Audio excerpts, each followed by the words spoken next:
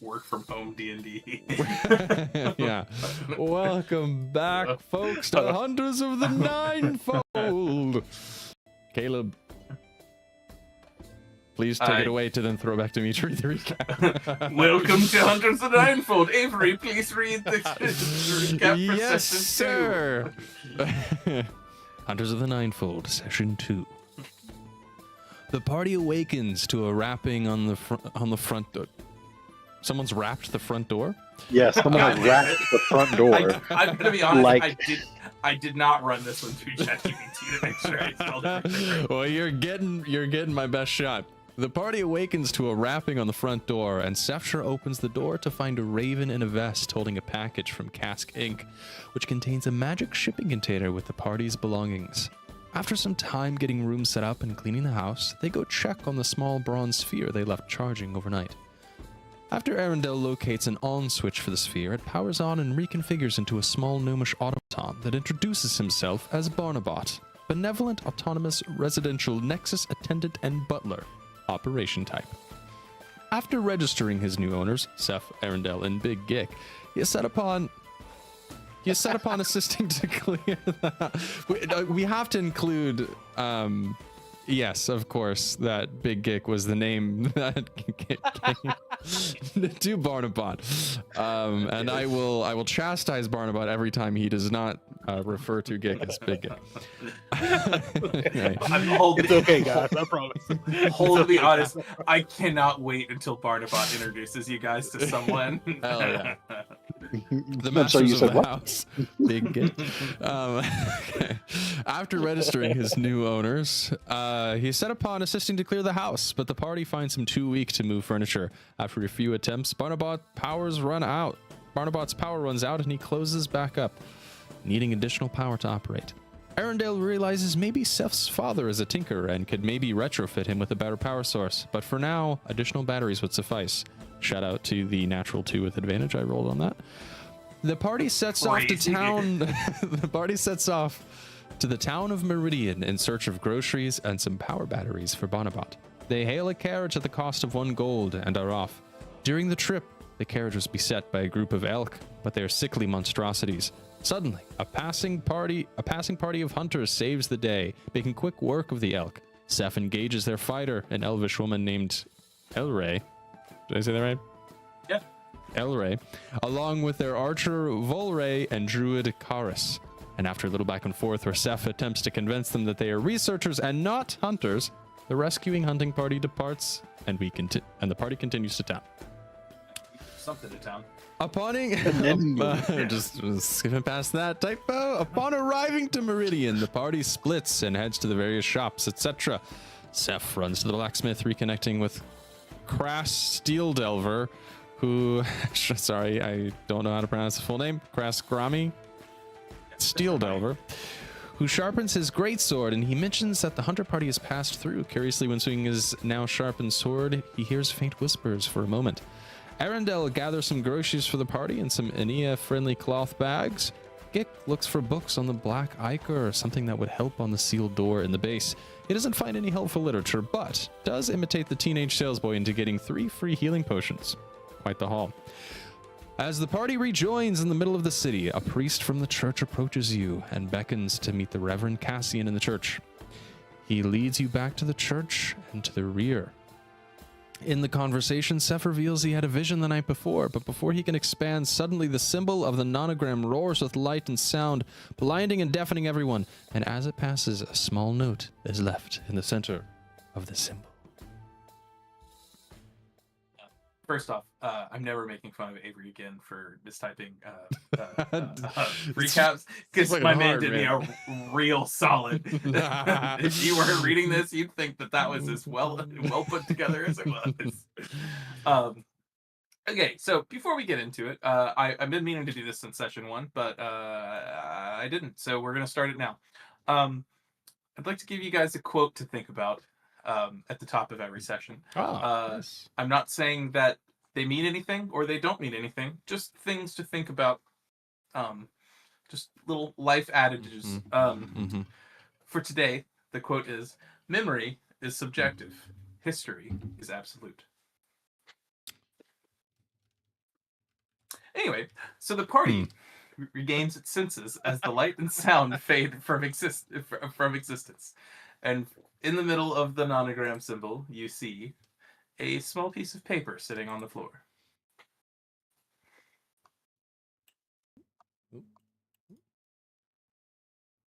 How does Cassian react to this? He looks over. Cassian looks over and goes, "Oh, this is unusual. And I unless one of you kind of had to do it, he'll walk over and grab it."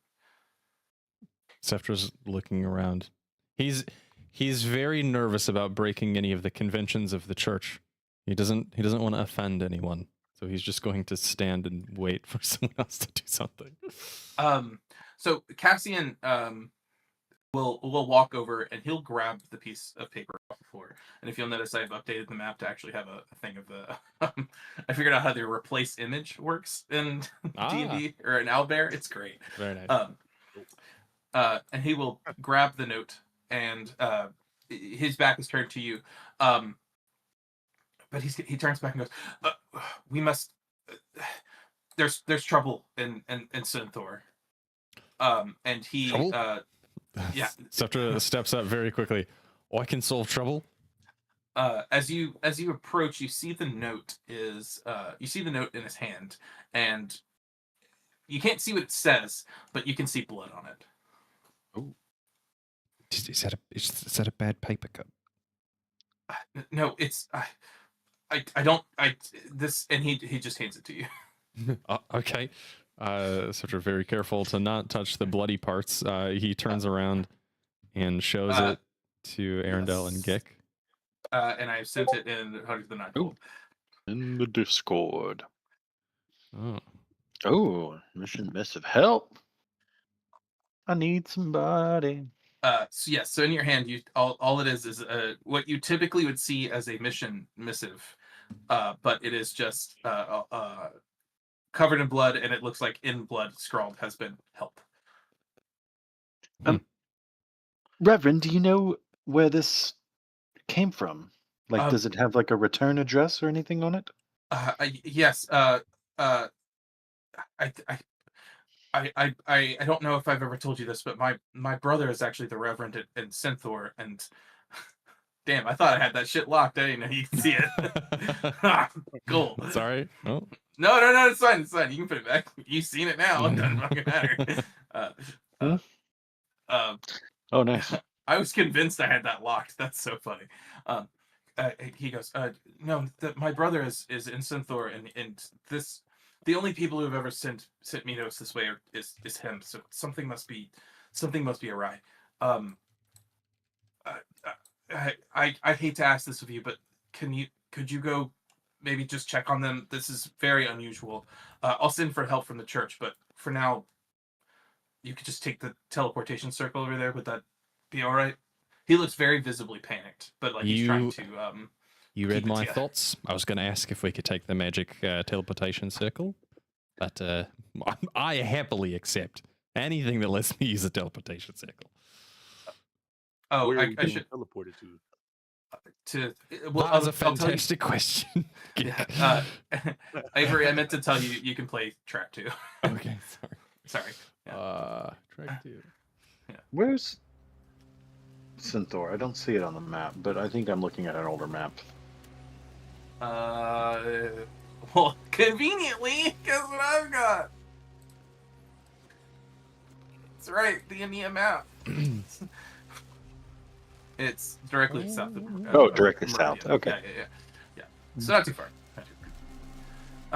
Totally not how I spelled that. Synthor. This is the right one? Okay. I accidentally uploaded the new version of the church as a scene and then replaced the image, so now I just have 2 Meridian churches. One that does nothing in it. And I can't delete it because then it will delete the picture. Oh shit! Yeah. Yeah. It was like, if you delete this, all assets will related. I was like, oh shit. Anyway, way to really keep the agency going. Sorry, y'all. So you So he says, where you came in, you know, the teleportation circle at the front. We can send you over there. All right. Well, after you. Yeah. Okay. Great. And so he is gonna start walking kind of hurriedly towards the teleportation circle. Following.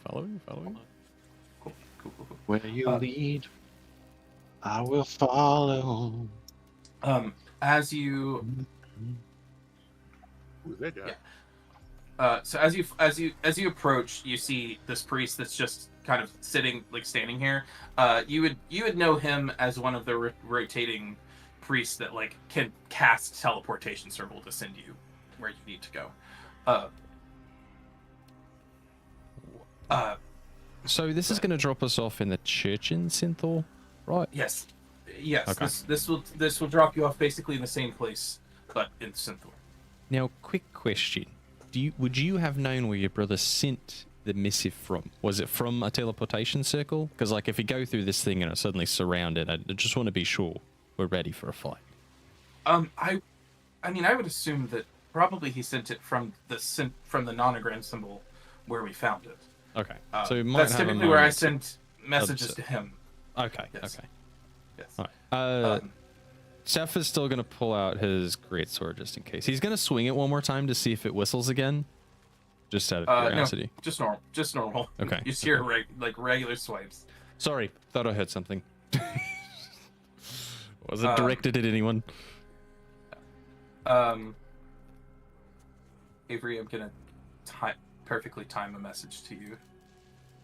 Okay, I will pull up your messages in Discord. Yeah. Cool. All right. Is everybody ready?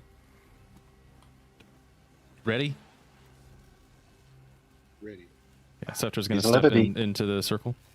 Yeah.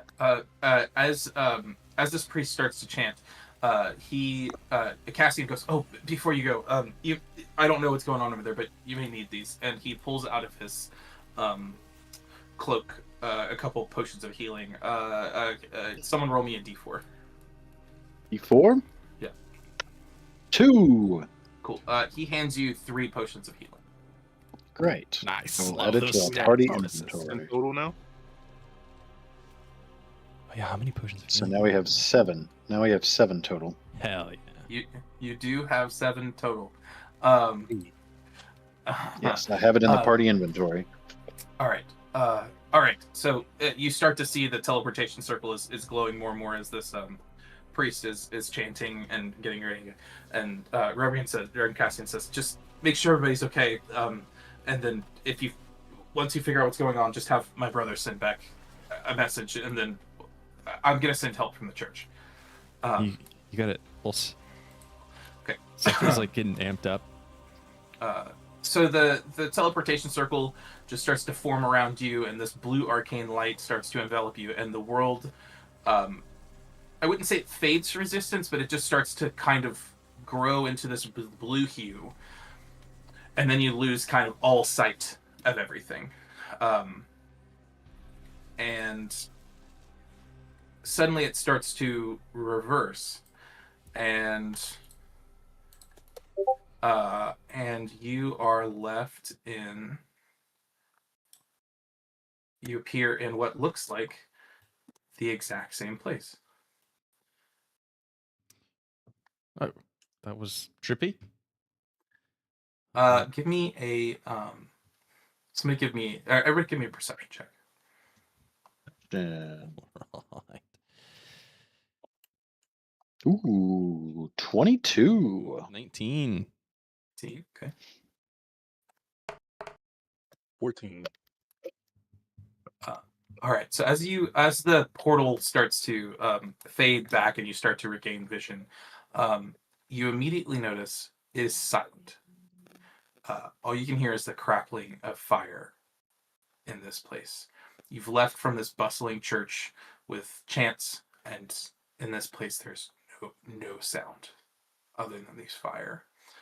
As you look around, you notice that it looks exactly the same, architecturally.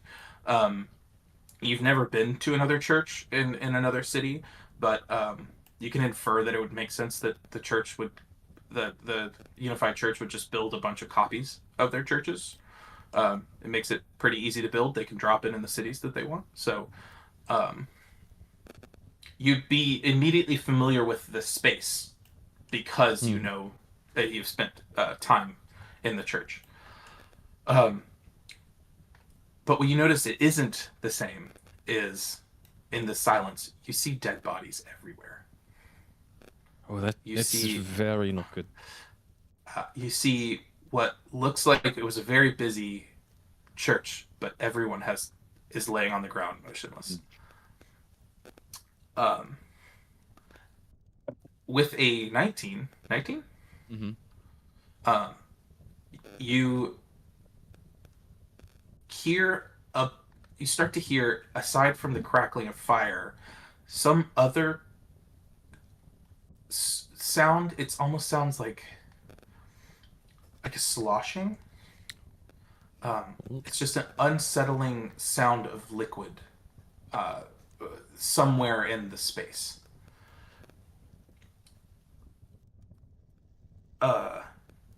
And you immediately notice a body in the corner, which you recognize. And I'll say that Arendelle had a 22. Yep. You would immediately recognize him as one of the 3 hunters that you met on the road. It's the druid, Karis. And he's dead. He's covered in blood. There's I could look at him and see that it would take more than just a healing spell to bring him back. Like I would have to do or something. He's been dead. You would anticipate. You could probably guess that from the time it took you to get here, he could not be revived by Revivify. He is dead. Got it. Oh, he's a god. Well. What? I'm sorry. Go ahead. I'm more on the loss of a brother. I'm putting some pieces together, and it doesn't make sense to me. We passed them, and they were going away from Meridian in a way that was not towards Synthor, but was away from Synthor. They got here awfully quick. Which meant that they had to circle back at some point and come through here? Who has access to teleportation circles? Like, is that a normal occurrence, or is that only in sacred lands, or... That is a great question, and one that I think, as a scholar of the church, I would know. But me, as Austin, does not. I will tell Scholar of the Church, Arendelle, what they should know. You would know that I believe sorcerers, somebody else can get this as I think it's a 6th level spell. So it's like level 12 or 13. Yes, but I meant, sorry, I know like who can get it D&D wise. Okay. I mean in the church, because there's not necessarily warlocks in the church, and I know clerics can't get it. So the church is made up of just because you're a priest doesn't mean that you're not formally a hunter with who has been a sorcerer, who has been one of these classes. Gotcha. It's just the next evolution of what you've chosen to do. There are also cases, and you'd know this, there are also cases of people who go through the hunter program that maybe it were not good at actually hunting monsters, but the gods deemed that they could be of other use. And so they're still granted power and still have the ability to level up to a point where they can do this through their own, concentration and education and things like that. Okay. So, to the point where teleportation circles are not unusual in main areas of this world. Uncommon, but not unusual. Yeah, I mean, if you go to any church, there's probably one. Okay, cool. Kaleb says as he has one map for a church. It's identical architecture. Hey, man, it's all Gothic. DM to DM, you gotta do what you gotta do. Yeah. mean, the Alright. church would need to be able to quickly visit outer cities and things like that, and it's not that it's like regularly available to everyone, but if you have the means, like if you have the magical means to do so, like you can cast it, there are circles in places, and then churches have them. Does Seth hear Arundel kind of gaming this out loud? Like running through that logic? Yes. Okay. Do we maybe table this mystery and maybe check on some of the dead bodies? Oh, yes, that's probably more pressing. I'll Keep say, it in. Arundel, if you'd like to roll something to maybe see if there's an explanation you can come up with. Okay. Just give me your justification for why you think that's the roll. Yeah, I would like to roll insight to see if I can gather how, like, maybe if one of the people that we came across maybe was a sorcerer and maybe high level or something like that. I can tell you without that Uh-huh. you one of them had a bow and was pretty clearly an archer. One was pretty clearly a warrior, and I believe that the one that you see dead in front of you was clearly a druid by the powers he used. Because you saw like the earth help destroy the elk. So of these three, you do not think that there is a sorcerer amongst them. Okay, interesting. But if you want to give me a survival check, maybe that's the best Survival? one. Maybe Yeah, survival I'm check. not. I don't think I'm bad at survival. Yeah, I'm not terrible. Well, the dice think I am. 7. Can I give him the help action? I've got proficiency in survival. Yeah, Ooh, of course. much better. 17. You would know that paved roads are the main thoroughfare, but that doesn't mean that there's not some forest path that can go between places. So just because they're going a certain direction doesn't mean that they weren't just taking their own path. They were elves, they're very comfortable with the nature, so they may have just been going that direction and then turned to cut across. They would have been had to go very quickly. But Yeah. I don't know. They were all ill, so maybe they. Yeah, I mean they are quicker. Sprinted the whole way, perhaps. Explains why they're dead. They're so tired by the time they got here. Yeah. While we're kind of chatting this out, at least Karis is dead. I'm gonna go check out this dead body and see if it's got anything like noticeably different about it in terms of how this person might have died. So give me an investigation check. Investigation +0. 17. Natural 17. Oh. You lean down and it looks as if, let me make sure I got the right thing here. You can see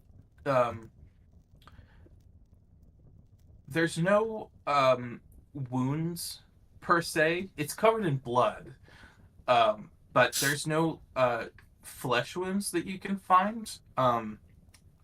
You do, while you can't see anything, you do catch what you would interpret as the feeling of the black ichor. But this body, I'm assuming this is like a priest of some kind, some clerical position. They're not moving or anything, right? It's like their life force has been sapped more than they died of like a mortal wound. Yeah, give me an Arcana check. Also +0. 4. Yes. You know that some kind of damage would do this that maybe isn't slashing, piercing, but you're not super sure. He's just really, really dead. Got it. He's just really, really dead. Stroking my chin. All right.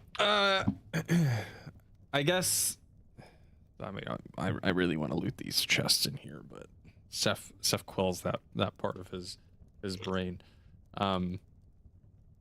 Hey, Gick, here's some treasure chests over in that room. I, of course, would never steal from the church as an upstanding citizen. I'm just letting you know that they were there, and I did not touch them. And I look over at Arendelle. Same goes for you.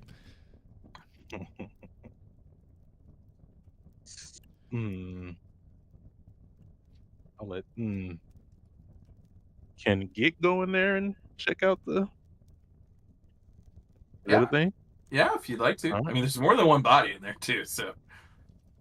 Can I check the bodies first? Is there evidence or details like in the pockets or anything like that? Or since he already checked for the wounds? I think, yeah, give me an investigation check. It'll be relatively simple, I think. 11. Yeah, I think when you go up to them, it looks like whenever this cleric died, it was just doing its normal thing. So like there's still, magical, there's still scripts in his pocket, and he seems to be, this room kind of seems like it's a place to store things, so it looks like maybe he was coming in to store some church items. Okay. I think I'll find my way over here to this first one on the left side and look in this one. You open the chest and it's just personal effects. It looks like people are just putting, their items, there's candle holders in here. Maybe some plates, some, you'd assume, you could make an assumption that this room is just a place for general storage. It's not like you wouldn't find like +7 weapons in here or anything. Oh, fuck. Okay. Yeah. All right. A +6 weapon. I'm just kidding. I'll take it. Okay. Also, that'd be crazy. +6 would be fucking broken. Nothing but personally fixing here. So, I want to check this one behind this body right here. It looks like he may have been cornered or something. I may have been trying to protect that one. Yeah. Once again, I think you guys these guys are dead, so they're just kind of on the ground. You inspect it, and once again, it doesn't look like there's any flesh wounds that you can see, but clearly covered in blood. Whatever killed the one that you first came in probably killed this one. Is this door closed right in front of us out to the no? atrium? You can see out into it. Okay. Do I see any movement out there? Just the flicker of fire. So. Yeah, just the flicker of fire. Actually, before you come back, can you ever give me a stealth check? Stealth? What check did you say? Stealth. Ooh, natural 20. It's an 18. Yeah, 18. I got Tracy. No, 3. 3? Okay. You're gonna be saved by the fact that your teammates rolled ridiculously well. Okay. Anyway, Thanks, you make it back out here. Nothing to be concerned about. Yeah. So, but as you look out, you see dead bodies just everywhere. Blood. Okay. Scepter still has a sword drawn, but he's gonna kind of tippy toe as quietly as he can out here, keeping his head on a swivel. He's gonna step out to here, look back at Arendelle and Gick, and say, "If you all want to stay kind of close to the door and have some cover, I don't mind kind of poking the bear, as it were, stepping out in the open, seeing if something wants to jump out at us." How's that sound? On the inside near the door. Okay. All right. While they stay there, Scepter is gonna tiptoe about to here, I think, and just give a little whistle. Okay. Let's see if anything moves.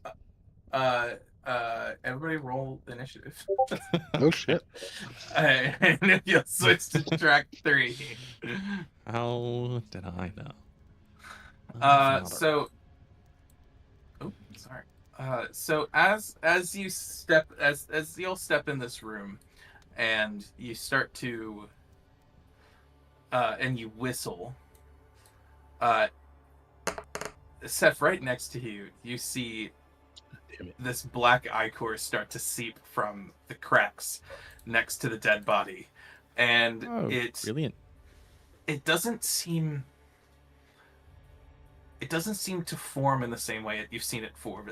The death dog, you're expecting something like a death dog or some, one of the other monsters but it just seems to just form into a shape, but it's almost formless, if that's the way.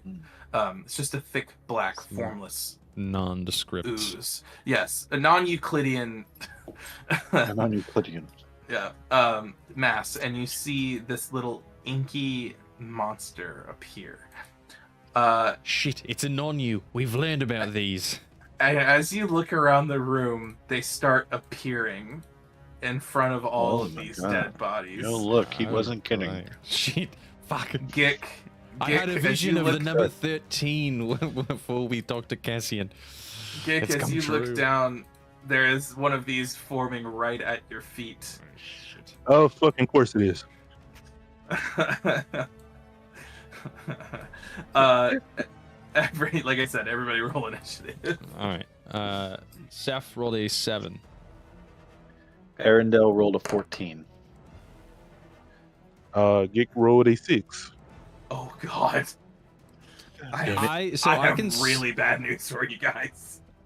I can swap initiative with you, Arendelle, and come solve Gick's problem potentially before it attacks it.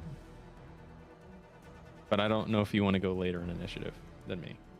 Oh, I mean, I'm a cleric. I'm always fine going later. Okay, so I will take Arendelle's 14, and Arendelle can have my 7. Thanks to my perk, for having the guard background. What is that feature even called? Ooh. So I can call it out. Initiative swap. Thanks to my alert feat. Immediately after you roll initiative, you can swap your initiative with the initiative of one willing ally in the same combat. That's cool. So Seth now has a 14 and Arendelle has a 7. Tracker is in the. Of course. So Seth now has a 7 or a 14. Seth has a 14. Arendelle has a 7. Thank you, Austin. Welcome. Okay. Cool. All right. Great. So that is gonna be one of the Inklings' turns. What's its movement? Oh, I didn't plan this at all. They move 10 feet per second. Hell yeah. Hell yeah, dude. We have all the time in the world. Yeah, honestly, yeah. They're not meant to be super scary. This is more of a mass problem. They're honestly kind of cute. All right. Cool. Inkling 13 is gonna move 10 feet up this little thing. You hear this blob just start to, just like sucking on the floor. Discord is doing some noise cancellation, but I can see your mouth moving, and I don't like it. Yeah, don't worry. It wasn't pretty. All right, so that's gonna be Inkling 13's turn. Inkling, let's see. Cool. Yeah, where are the rest? Hang on, where are the rest of them? There's a number 13 on the screen, but there is only like 7 in this room. Or 4. Oh no, where are the rest of them? Yeah, you just start to hear this uncomfortable sound as it slowly moves. That brings us to Inkling 6. Inkling 6 is gonna look up and latch on. I couldn't save you, Gick. I'm sorry. Gick's leg, and he's going to take a block attack on you. It does a 12 hit. Oh, great. Cool. Is that a yes? Amazing. Wait, does it? Does it hit? Does a 12 hit? I thought your AC was 13.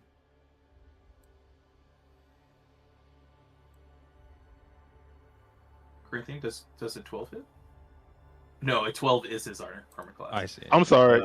Yes. I'm sorry. Sorry. That's all good. You're gonna take 6 psychic damage. Oof. Oh, right, you can't protect against that.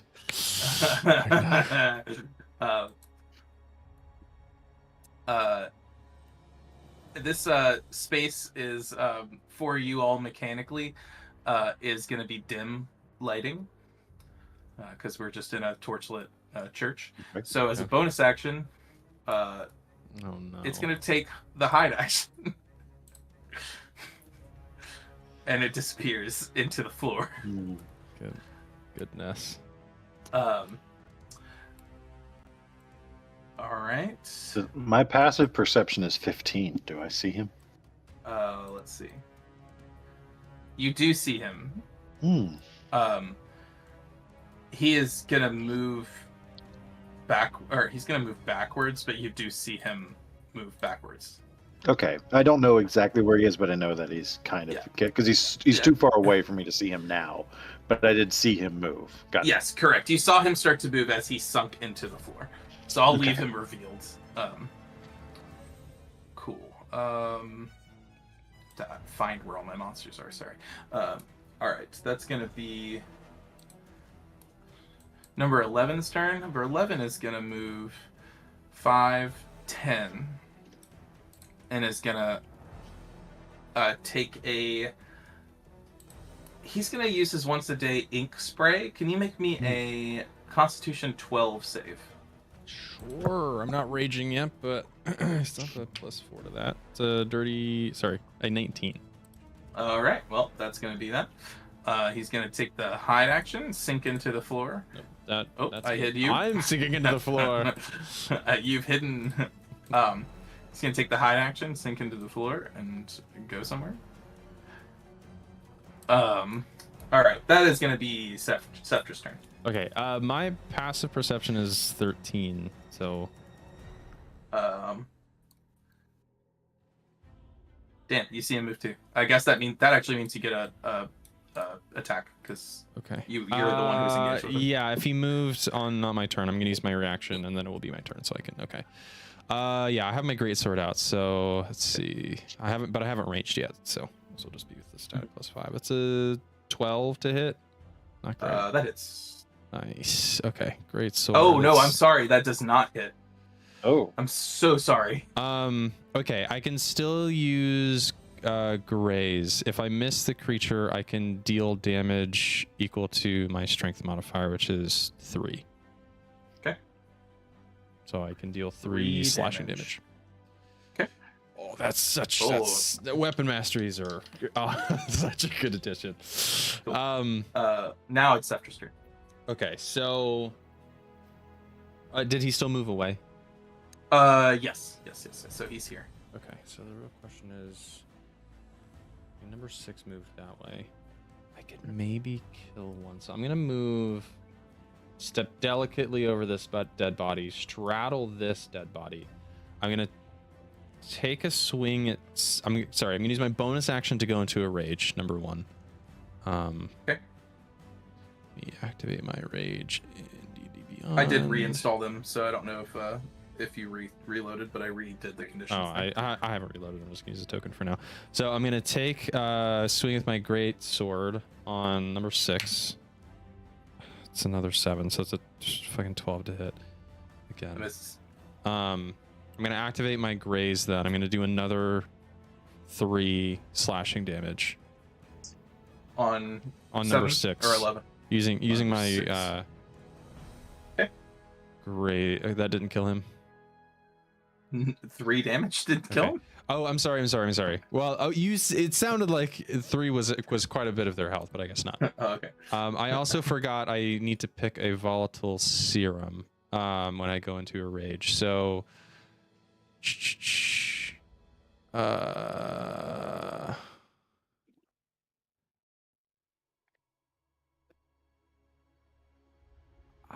I think I'm gonna go with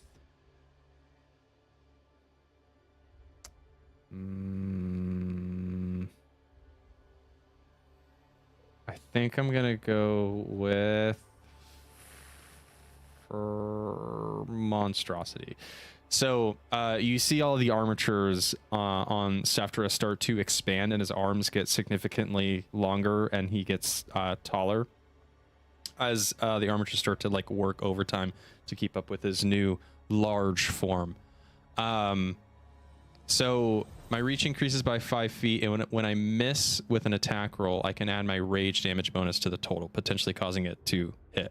So can I take back my 3 damage and turn my let's see, 7 plus 5 is 12 plus 2, which is my rage damage bonus, to 14 to hit. So 14 does hit. Yep. Okay, so I take back my 3 damage. Yep. And then I'm going to swing my greatsword, 2d6 plus 5.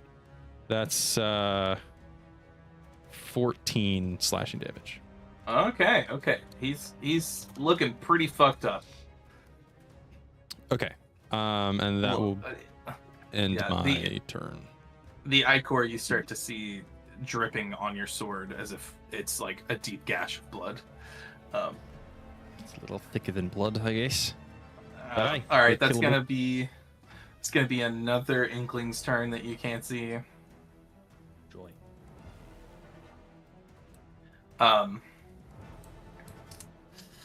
Let's see, and then let's see. And then that's gonna be Inkling 10's turn. You see Inkling 10 as it rises out of the ground, it continues to rise. And it starts to hover. And so it's going to be 5, 10, 15, 20, 25, 30. And it's going to take a inky spray at you. Okay. Again. Is that another Seth, con save? Con save throw, yeah. All right, that is with no, I only get advantage on strength saves, not con saves while I'm raging. But you also have good con, so. It's a dirty 20. All right, that's gonna pass. All right.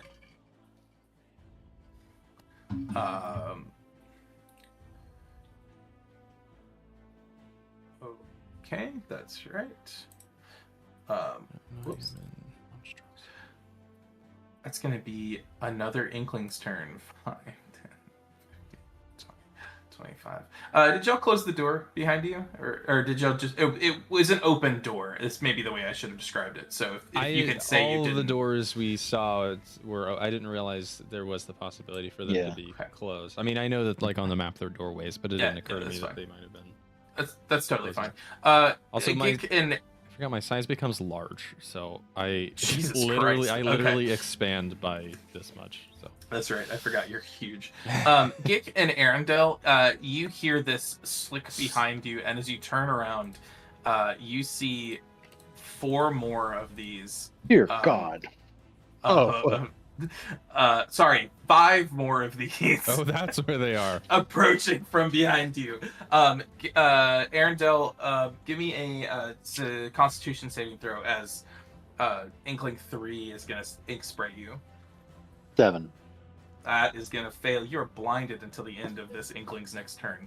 Oh, no. So you just see it as it hovers up and plants itself in the ground. It looks at you and just spits ink all over your face, and you can't see. I sure hope you don't have any spells that matter for sight. Well, maybe. That's gonna be Inkling 12's turn. It's gonna hover on over to Seth and take a blot attack. Does a 9 hit? No. Didn't think so. Arundel, your turn. These things aren't that scary. There's a lot of them. How long am I blinded for? Until the end of Inkling's turn. Okay, and that was number 3 that got me? That was number 3, yes.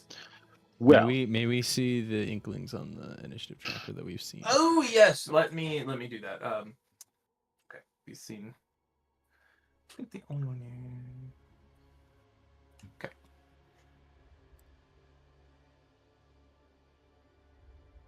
So sorry. There you go. They rolled very well. Oh, it didn't update for me. God, I think this happened last time.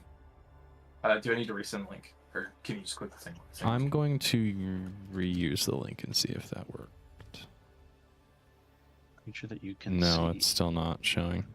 Creature you touch. But I would can need to just. get Oh to- no, it actually is making me start it again. That's why. Oh.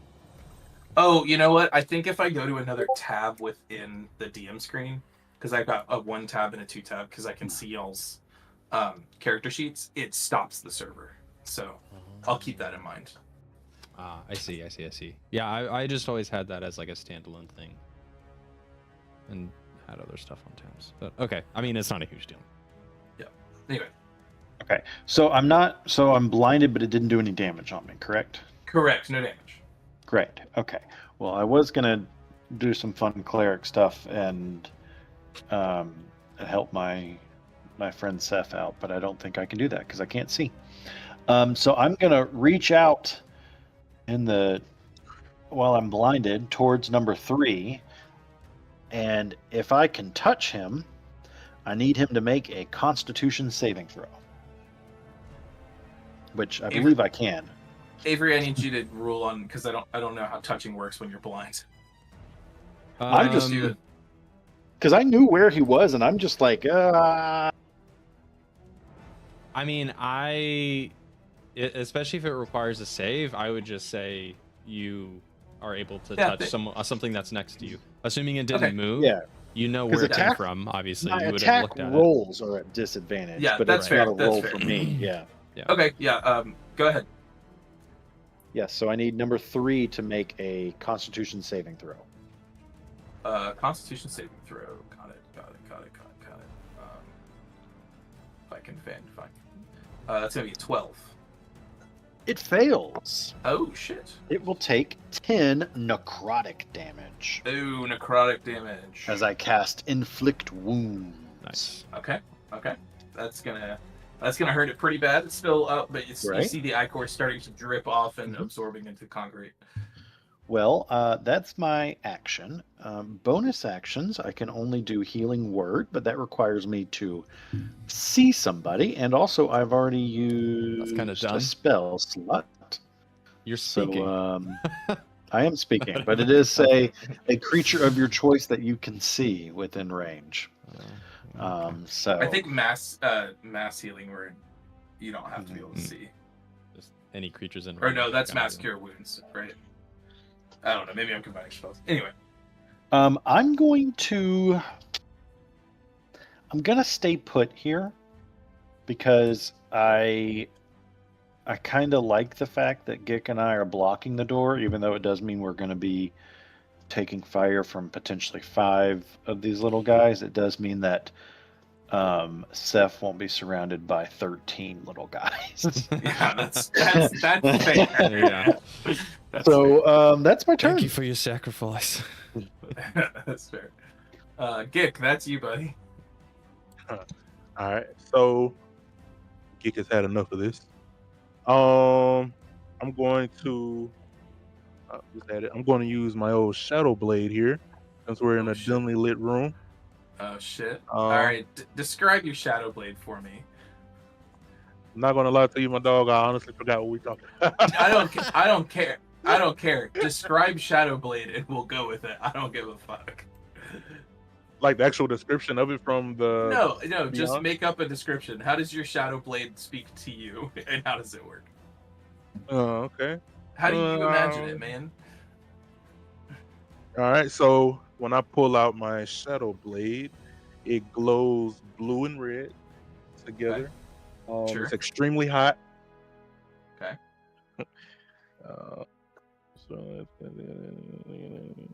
And it works. Sorry, I'm reading. And it works really well in dimly lit room. I was reading. It just works. Yeah. So I use Shadow Blade, and we do fucking 9, man. Let me make sure. You make the roll with advantage because it's in a dim room. So roll it again. Unless that was with advantage. Oh, 13. That'll hit. Which one are you hitting? 3 or 5? Oh, that. What was the one that was damage. attacking? That was damage dice, not the roll to hit. Oh shit, I can't see that because I'm not looking at those. Thank you, Avery. Yeah. Do the plus number, not the dice plus something.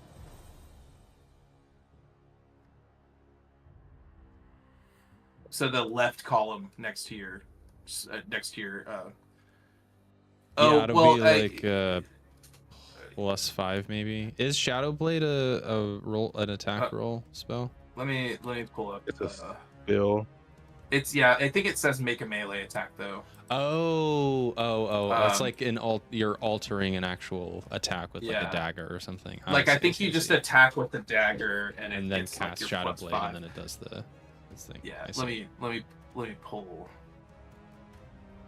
up your character sheet, Corinthian. This is actually space stuff. Yeah, so you basically we're flavoring the fact that you have a dagger already, but you just get a dagger and then you make a melee attack. Okay. So on your dagger, like go to your action, like your main, and then roll your to hit for your dagger. Okay. Damn it. 3. And roll it again because you have advantage. 16. 16? Okay, cool. Now roll your damage dice. Which will be in this case 2d8.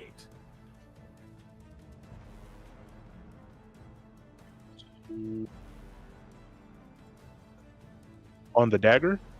You said it'll be 2d8?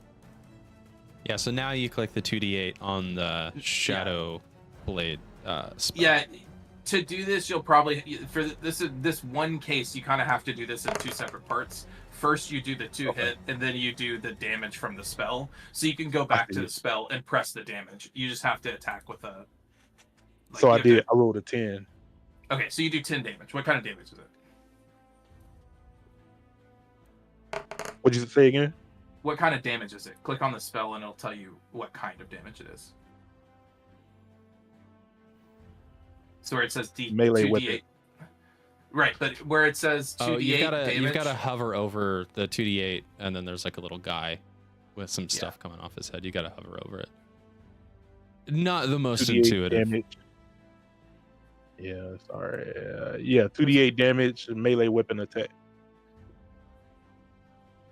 That's all it says.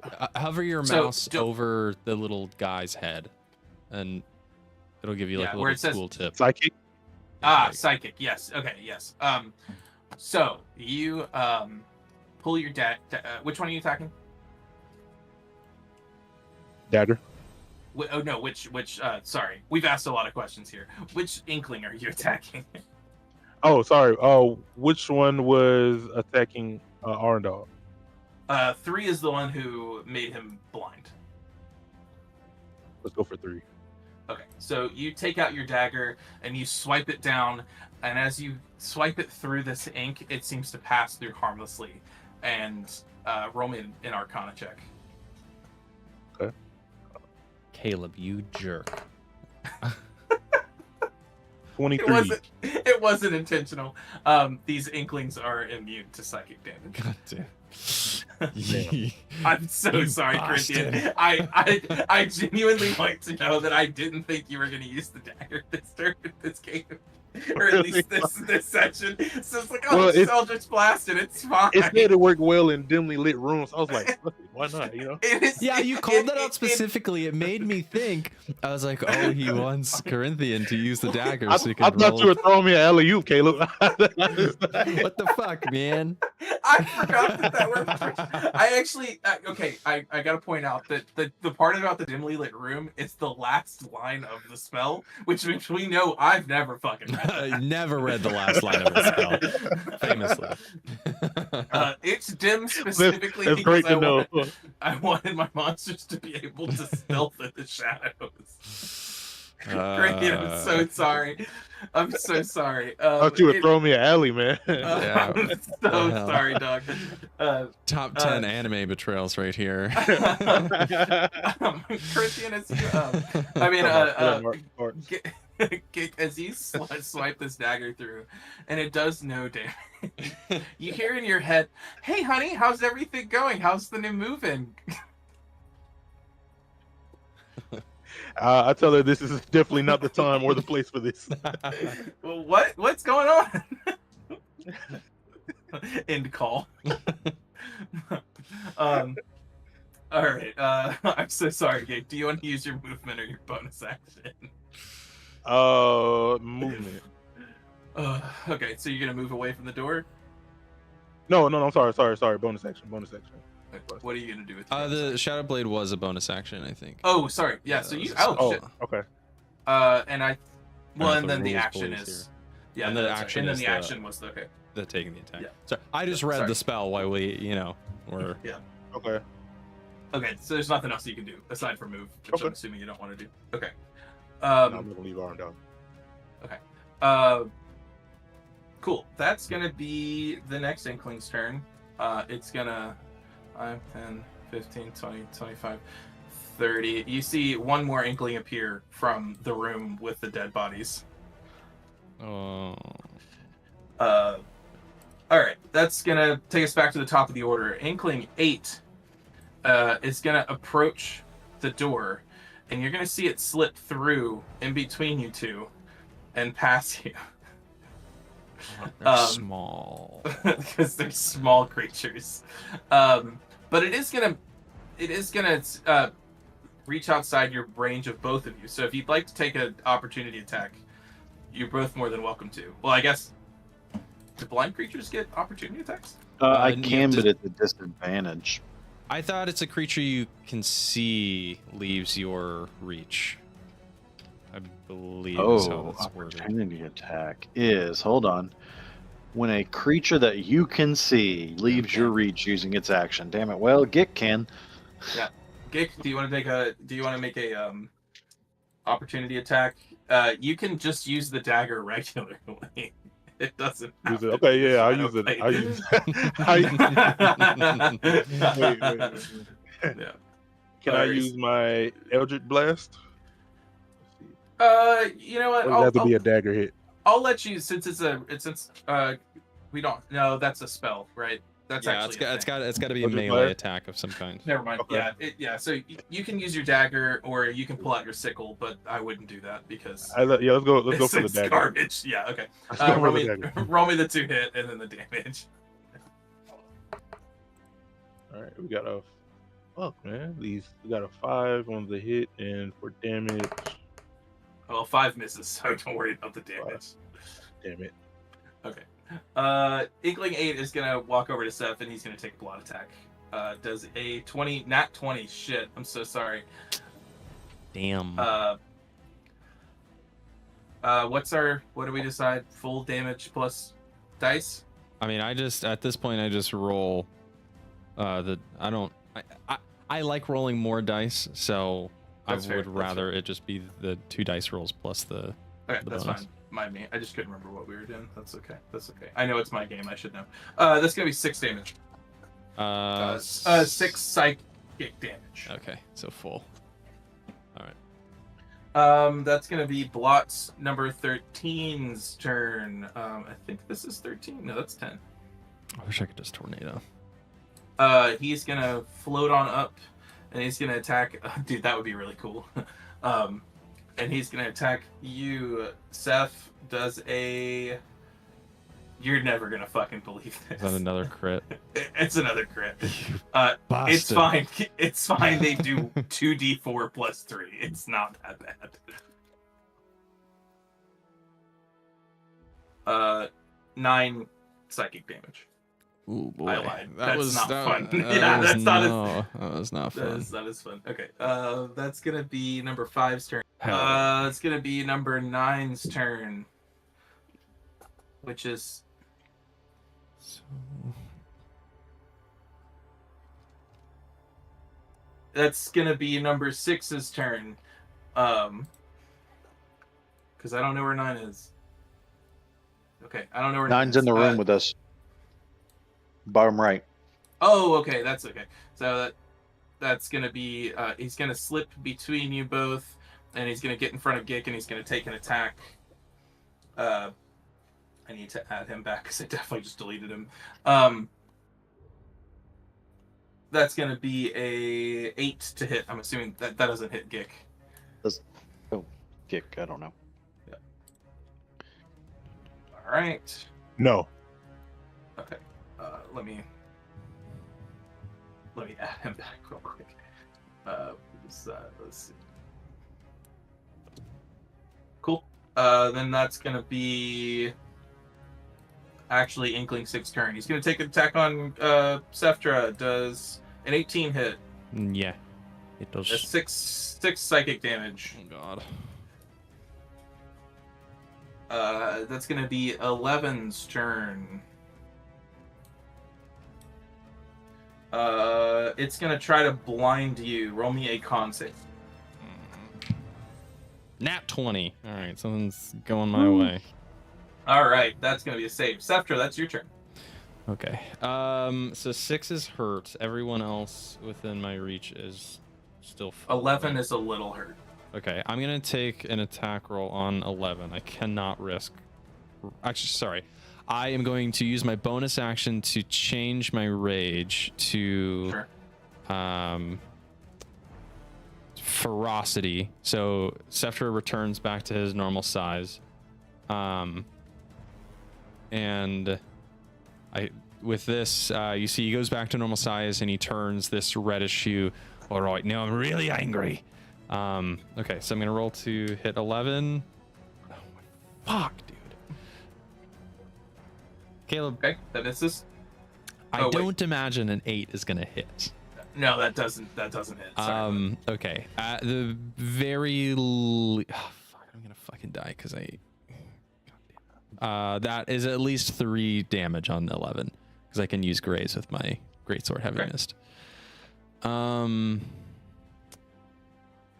And if I move, I'm going to take 5 opportunity attacks, and I don't have the action economy to use a potion. So that's great. That will end my turn, I suppose. Okay, that is going to be 2's turn. 2 is going to worm its way through and be here and take an attack on Gick. That's a 22 to hit. 4, of course it is. Sorry, dude. 4 psychic damage. Kaleb, Right. so you're rolling with like 13 d4s. What? Locked and loaded. Yeah, that adds up. Crazy. I'm This is fun. I want you to know that I put this on easy on Encounter Builder. Y'all just have rolled very poorly on it. Rolling meatball sub. Yeah. All right, that's gonna be 10. 10 is gonna try to blind you, Seth. Roll me a con save. Oh, sorry. That's a fail. That's a 9. You're blinded until the end of 10's turn. 3 is gonna take an attack on Arendelle. Has advantage. It does have advantage. It misses with advantage. Hell yeah. And now you are no longer blinded. Hell yes. 12 is going to take an attack on Seth with advantage. I'm assuming does a 11 hit? Misses. Oh shit. Damn it. Unarmored defense. That's going to be Arendelle's turn. I have to run and grab my power cable, but I can hear you. Yes. Arendelle's turn. Okay. Fuck. I'm not doing too hot, Arendelle. I know. There's so many of them. They look so I know. weak. It's like Okay. machine gun. What kind of weird shit can I do? Do you even have access to AoE spells? level 3? No. Yeah. Shatter, maybe. No. And that's it Yeah. only if it's in your spell. I don't think it is. Fuck. What are these creatures undead? You can roll me an Arcana check. Arcana. Oh, well, yeah. Question. Great. The guy without fucking intelligence running our Arcana check. Roll it. No, you know what? Roll it with advantage because you are studied in the studied church. them. I rolled 2 5s, Caleb. Wow. That's a 4 God damn it. That's unfortunate. I'm so sorry. with 2 different dice. I'm so sorry. Oh, fuck. All right, I'm gonna say to Gick. Gick, I think we've got to get out of here. I'm gonna go try to get Seth. I think we need to run. And I agree. I'm going to, as a bonus action, Sure. cast Healing Word on Seth. Okay. Seth, Hallelujah. you are going. What's the You're word? Run. Oh, I can do that. It is 6 plus 3. You heal 9, Nice. which is not great, but Amazing. it's better than nothing. Hey, that is And then I am going to. So that's my bonus action, and as my action, I'm going to cast Sacred Flame because it's a cantrip. Okay. And I can do that. Yeah. And I'm going to do that at I need number 3 right in front of me to make a dex save. 8 fails. Fails. Great. He will take 5 radiant damage. All right. Tell me how you kill Inkling 3 with. Oh, great. the dominoes start to I know. fall. It comes out of one of the eyes on my shield, and it's just a ray of pure nonogram light that just Hell yeah. evaporates. I am then going to have some movement. I'm just gonna delete this. Yeah. They just evaporate into Great. the earth. And that helps as far as getting out the door. From muck to muck.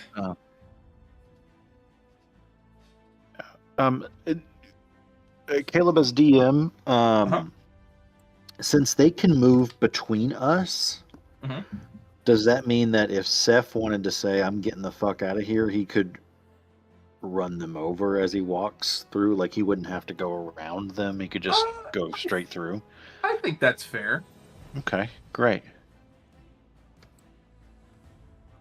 Well, then I'm going to move through the doorway. Okay.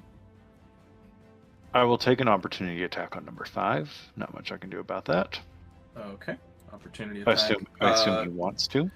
That's gonna be. Yes, he does. Sorry.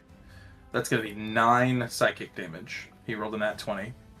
He rolled a nat 20. Dude, Wow, this is fucking crazy. Okay. Fun. That's 5, 10, 15, 20. Is this door open right here? This door is locked. This door is locked? Oh, fuck. Well, I'd okay, rather well, fight in a small room in a corner so they can't surround us. So if anything, yeah, we can that's not a bad use it to idea. our advantage. Yeah, I would like you to know that these all have the trait amorphous, which means that they can squeeze into space as narrow as 1 inch. Yeah, but like if I have my back to a wall, they can't. Yeah. They might be able to occupy the same space as each other, but it would make me feel better about it. I think technically the rule is 4 to a space, right? Is what we For made small for creatures, small. yeah, I think that makes sense. Well, I can't really do anything on this door, can I? Because I've used my action and my bonus action. And that's basically all my movement. So I am shield up, mace out, teeth bared. All right. Let's go.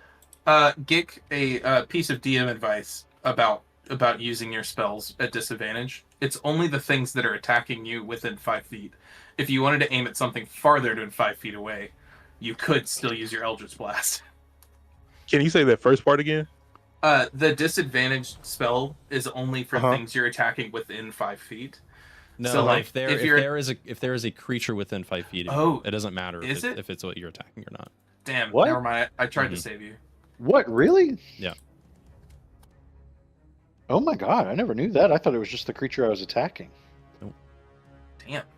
That's why it's so important to body your spellcasters as a DM. You're right. I mean, you could just move away. Probably won't kill you. Are you talking to me? Yeah, it is your turn. You could just move away from 5 and just try, I guess. Oh, hey, could I say as a free action, since I'm the guy with the bag, could I have, like, slipped Gick a healing potion just in case he needed it while I was... Oh, yeah, I'm fast and loose with the healing potions, guys. There's fast a reason you have Great. 7 of them. Great, cool, sounds good. You guys have some on you. Nice. Fast and loose, guys. So the door Arndal is at, that one is locked, closed. This guy's locked, you're saying? One down there. Yeah, door's locked. Yeah. Locked. Doesn't mean it can't be unlocked. All right. Is 1 and 5, are they? What is their health looking like? Like, what is 1 and 5 both have not been touched. All right. I want to clear out the rune stones, so I kind of want to use Toll of the Dead. I think that'll be. Oh shit.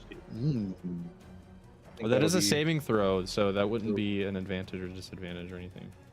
Yeah. I would recommend. All right. So I want to use Toll of the Dead on 5 right here. Okay. What's my save? Your save? Yeah. It says it'll tell you what kind of save I need to make. On wisdom, dexterity. Oh, sorry, wisdom 13. Wisdom 13. All right, it's a -2 to wisdom. That's gonna fail. Nice. Which one is this? 5. Yes. Okay. How much? Roll your damage. So has 5 taken damage yet? 5 is not taking damage, so it's just a D8, I think. 5. I am rolling meatball subs tonight. Jesus Christ. 5. Okay. I mean, it ain't an insignificant amount of his health, I'll tell you that. Okay. Do you want to try to move? Yes. I'm gonna go over here in this corner right here.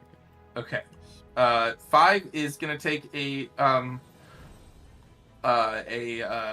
reaction attack or attack at you, but 9 and 2 aren't. Oh, So you're just waiting for me to run through them, aren't you? That ends my turn.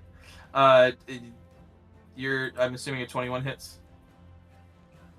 It's gonna Me? Yes. Yeah. Okay. 7 psychic damage.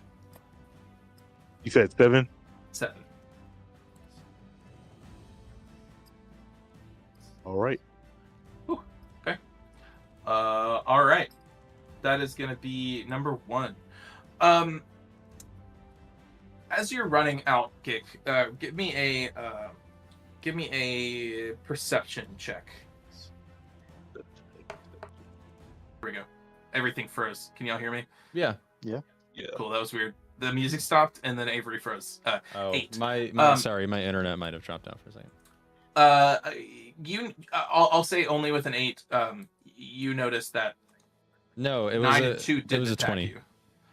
It landed on 20. I'm sorry, it landed on 8, but it showed 20. The dice was on 8. I saw a 20 on my screen, so that's Okay. All right. Mine was on. I'm gonna listen to this back, and you motherfuckers better not miss. Okay, dirty 20. Dirty 20. Then. You think it's kind of odd that 9 and 2 didn't attack, but you notice that they're gravitating towards the back of the room. 5 you are moving towards, so it attacked you, but 9 and 2. seem like they're starting to gravitate towards the front or the back of the room, so they didn't attack you. Anyway, that's gonna be one's turn. One is gonna start floating towards through, so that's 5, 10, 15, 20, 25. He's gonna move here. He's actually not gonna What attack happened Seth. to them only having 10 movement speed? Do They have 30. They have fly speed? 10 feet, but when they're floating, they've got 30. They have a fly speed, a hover speed of 30. So they're still on the ground. They can't go very high, but they're they realized that their means of movement was not effective. Wait, can you visually inspect Karis's body and see if he has like a spell scroll or something on him? Anything that might help us. All right. You can do that on your next turn. It just occurred to me. You find a level 9 fireball. Hell yeah. Get my ass out of here and hucking that bad boy in there. Yeah. All right. 8. You're still blinded. 8 is actually gonna move past you. You don't notice this, but it's gonna start moving its way here. I felt the cool breeze on my neck. And so I is have a lover. 13. So we're just I gonna. don't like what that implies. Yeah. That's gonna be number 5. 5's gonna move forward. 5. Wait. 5, 10, 15, 20, 25, 30. That's going to be 9, which we did fine. It's going to move 5, move past you 10, 15, 20, 25, 30. 6 is actually going to take a swipe at you, Seftra, because you've heard it. That's a 16 to hit. Hits. Oh wait, sorry. Oh no, it's not with disadvantage. It's not with advantage. No, it's 10. Right. 10's the one that 10 has blinded me. Yeah. Okay, so 18 is still a hit. That's gonna be 4 psychic damage. All right, that's bad. But then 6 is gonna keep moving. So you just start to see them pile through. Seftra, or finally 11 is gonna take you're blinded, so 5, 10, 15, 20, 25. And then we're just gonna start piling right there, and you'll see what happens later. Seftra, that's your turn.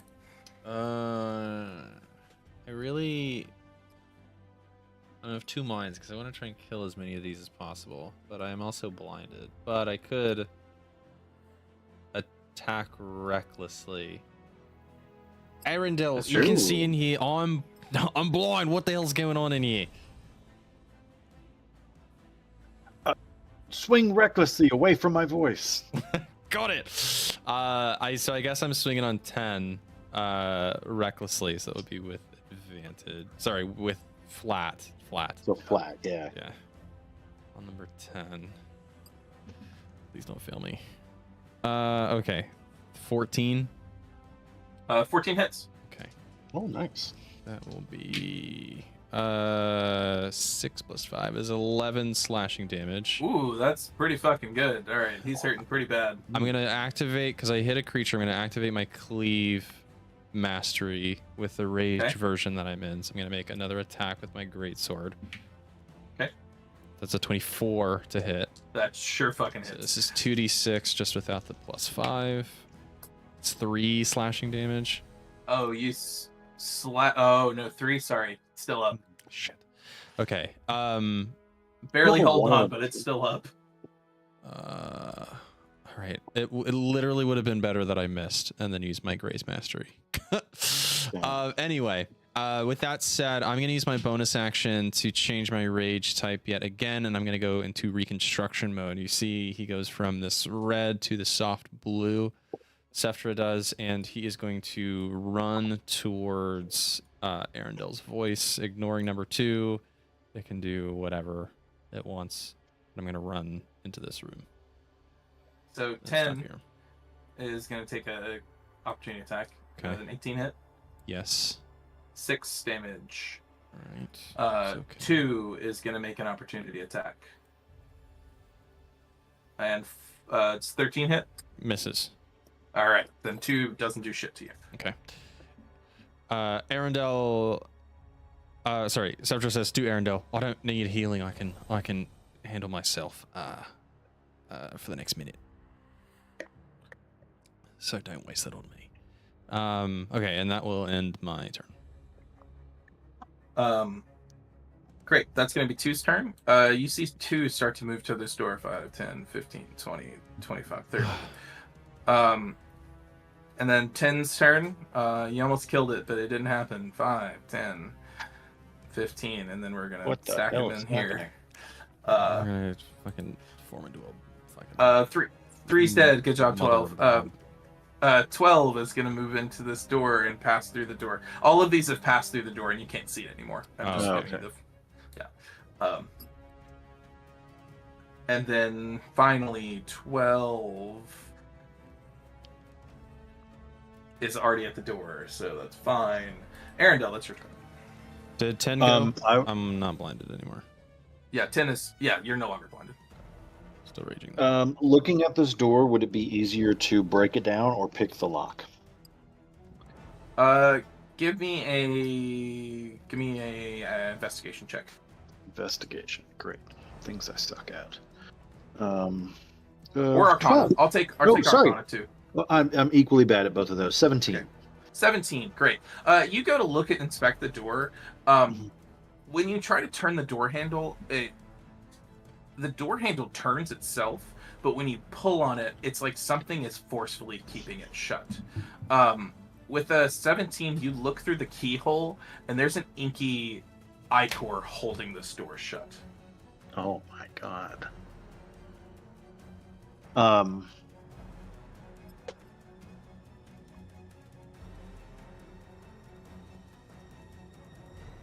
I shout to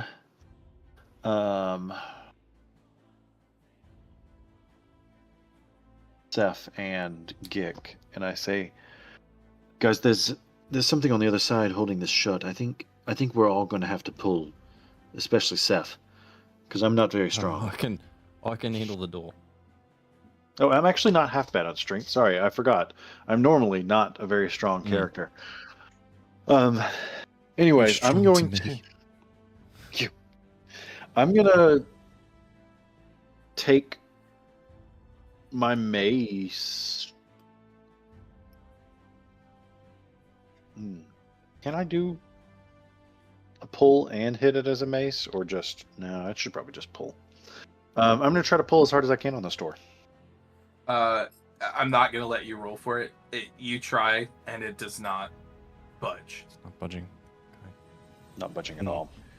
Does it not budge in a way that, like, even if I had the strongest friend I know help me pull on it, it probably is still not going to budge?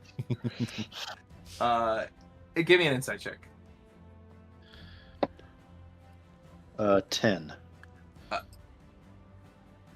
You would guess, you're not super sure, but you would guess that there's no physical might that is going to solve this problem for you. Fuck.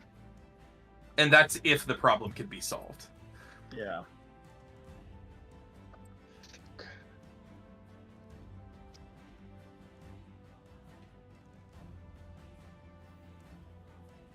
Man, we really need... I'm telling you, man, there's a fireball scroll in Kyrus's dead body. I feel it in my bones. There's a fireball scroll in Kyrus's dead body. I can feel it. Oh. Despite has not gone the way I expected it to, y'all. We didn't even check this body, did we? No. Well, that's going to have to be on your next turn. Yeah, because that was... Yeah, that's fair. Yeah,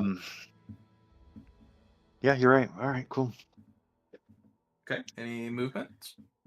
No, not really. All right, Gick, that's going to be your turn. Gick, you see these... an investigation. Huh? I'm just setting the scene. You see these inky monsters slipping through the door at the end of the hallway. Of course. Wait, which side of the hallway? Which side? Where they're all heading, you see them like like sliding underneath the door and disappearing at the Oh, at the okay. back of the room.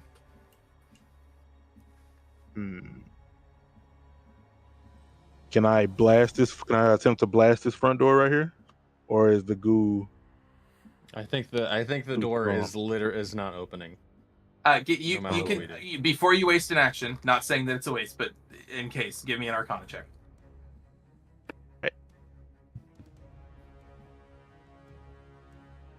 14. 14. You would assume that magic. There might be a way that magic would solve this, but nothing force related is going to solve this problem. Okay. Like and Eldritch Blast at the end of the day is just magical force. Right. Let's check Kira's pockets then. Let's see if he has that fireball in there. You check Garrus's pockets. You find one more healing potion, but there's nothing else in there.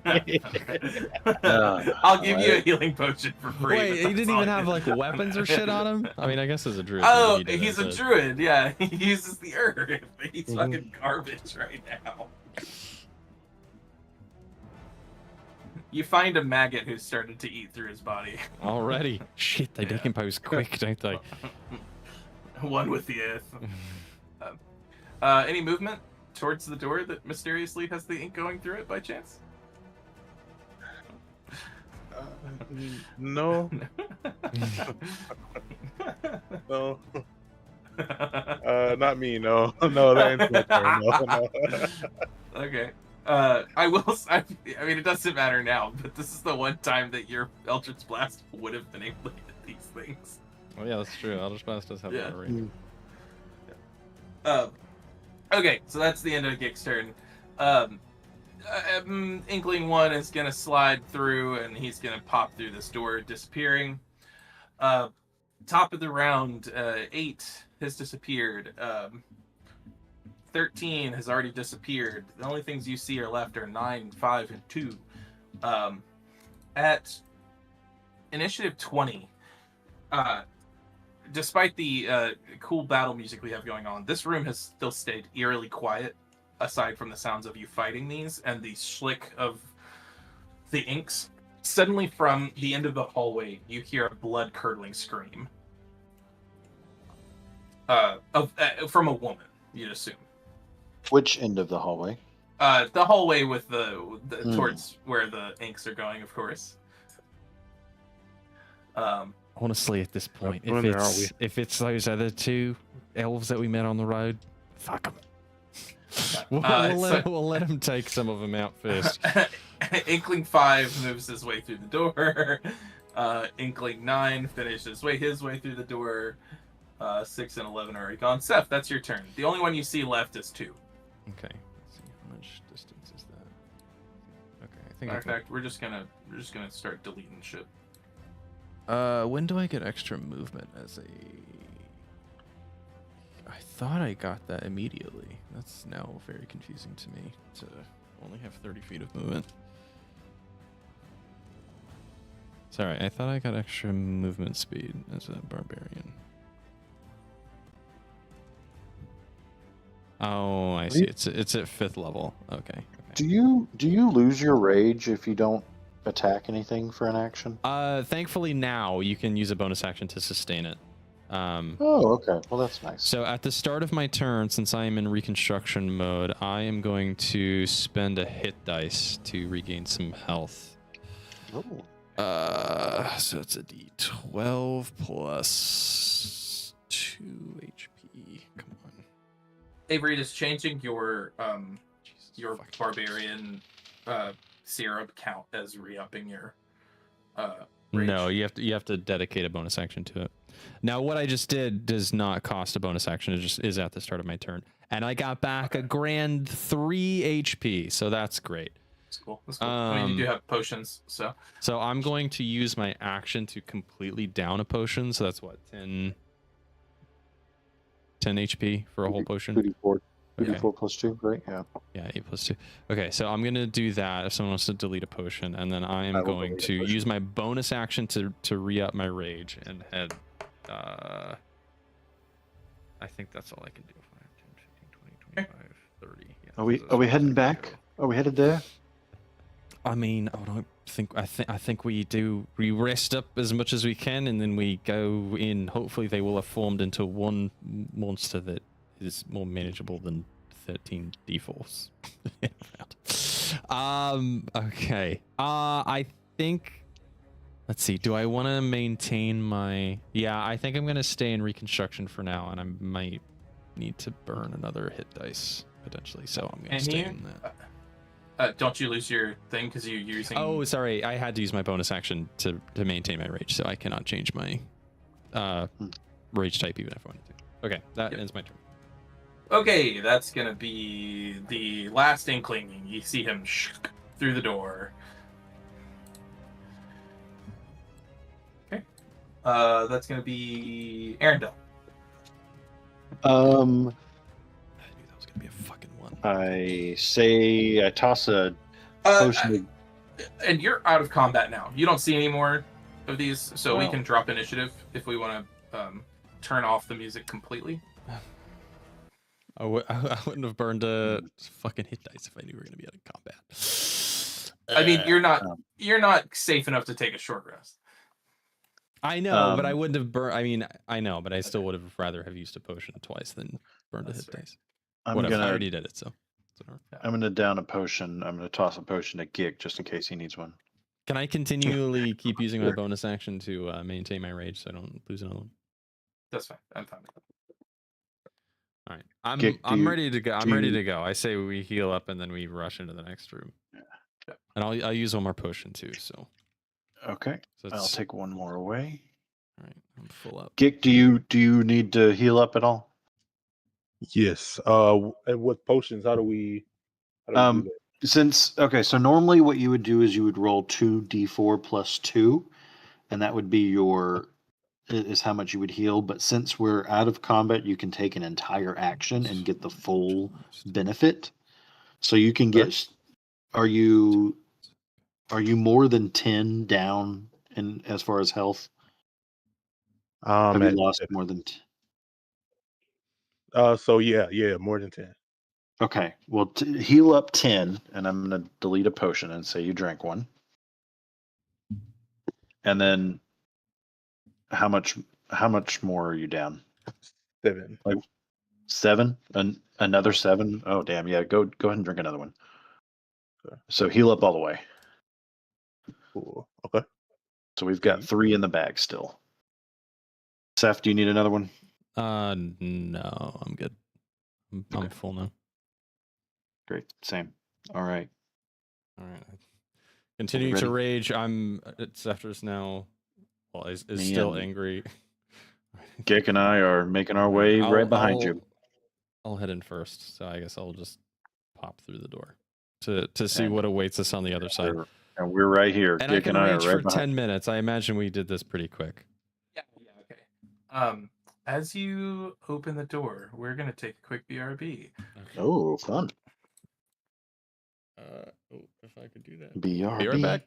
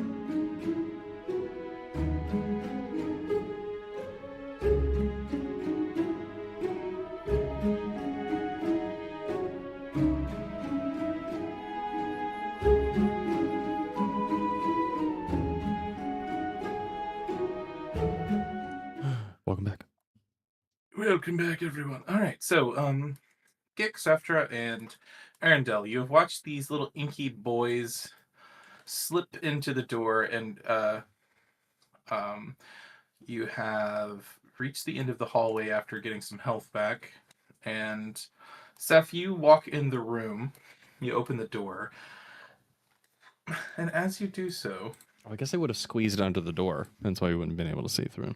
correct, yeah, they can Clever. just Clever you just little see- bastards. you see little black streaks of ink as you approach the door. They don't wipe. That's horrible. Yeah. And Seth, as you enter the room, you suddenly see a man standing in front of a portrait, a blank portrait. And you can play the next track. I probably should have let you do that. Sorry. 4 or 3? 4. 1, the really happy one. Yeah, you see a few things as you walk in. First thing, you see this mysterious man standing in front of a portrait. To your right, as you walk in, you see the 2 hunters that you met, Elray and Volray. Volray is passed out against the pillar, or is downed against the pillar. Is he breathing? Phrasing it. Perceptibly? You do not see that if he is breathing. Yeah. Elray is standing near Volray, sword drawn, looking extremely hurt, but still up, sword drawn towards the mysterious man. As you move into the room, you see the last one of these little ink boys slime up to the mysterious man and start to crawl up him and then be absorbed into his figure.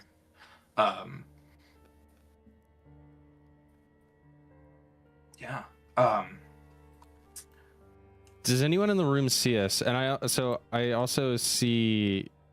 You also see at the end of the hall someone who looks like, or at the very back of the room, slumped against another pillar. Someone who looks very similar to Cassian, and you would assume that this is Reverend Rysand Marrow, who is Cassian's brother. I assume Gik and oh my god, Austin, your character's name is eluding me. What the hell? Arendelle. Let it go. Just let it go. Mm-hmm. I assume both of them are following me in. I don't even know what to look at first. I mean, I guess is Elray standing? So Elray is standing towards the mysterious man, sword drawn, but looks real beat up, like kind of like hesitant. And as you start to move into the room, she turns around and she goes, "What are you doing here? Get out of here! Why are you here?" We're researchers here to save the day. And Seftra is going to charge at the mysterious man. She holds out her sword before before you can go forward. And she goes, "Just don't. You can't do anything. He's a monster."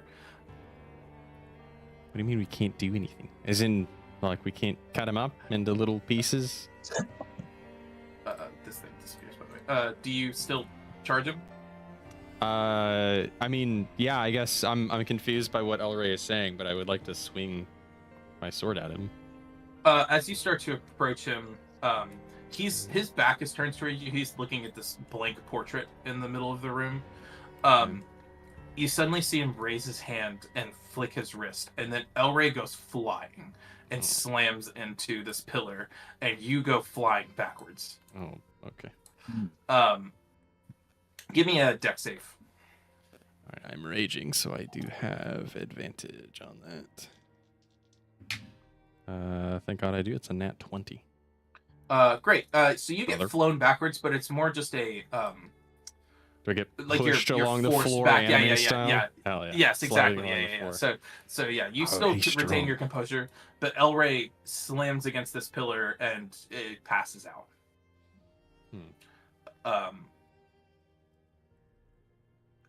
As he does this, the man turns back over to you and just looks you down from head to toe.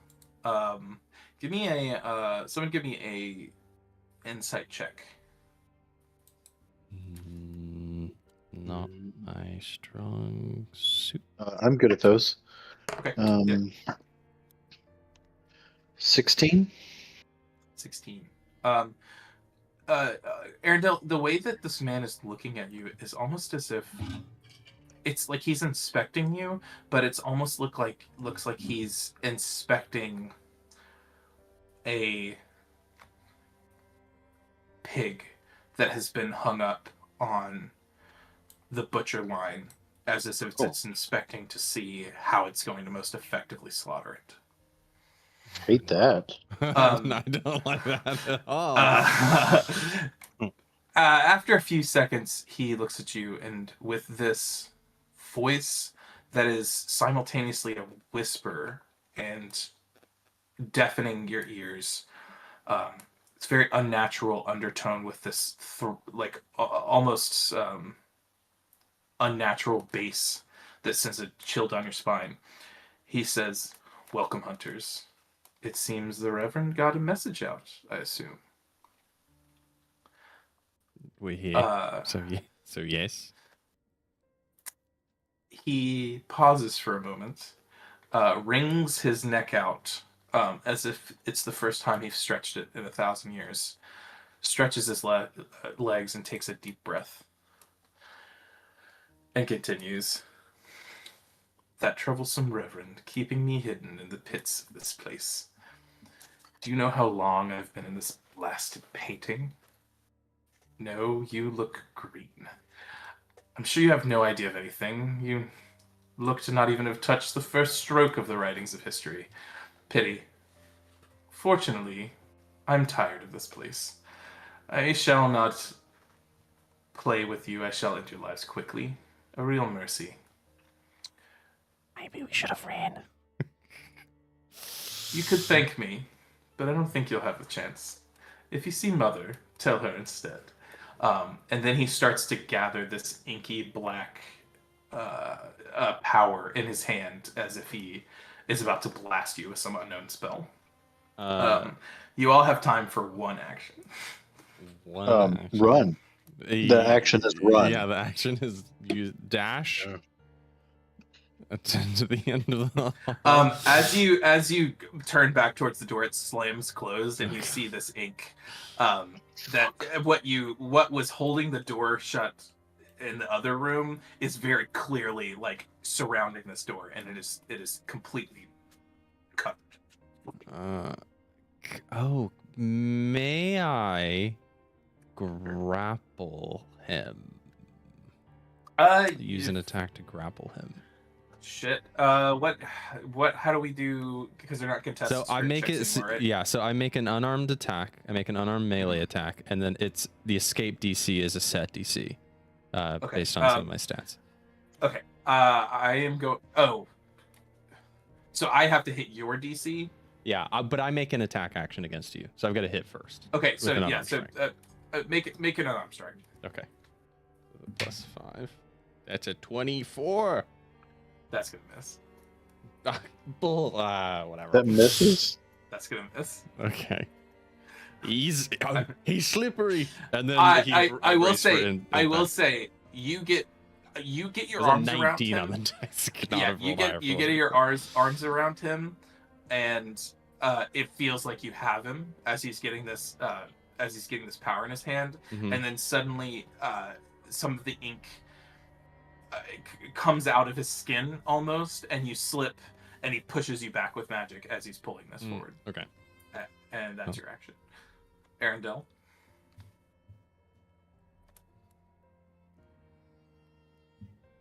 Or Gick, whoever wants to go next. I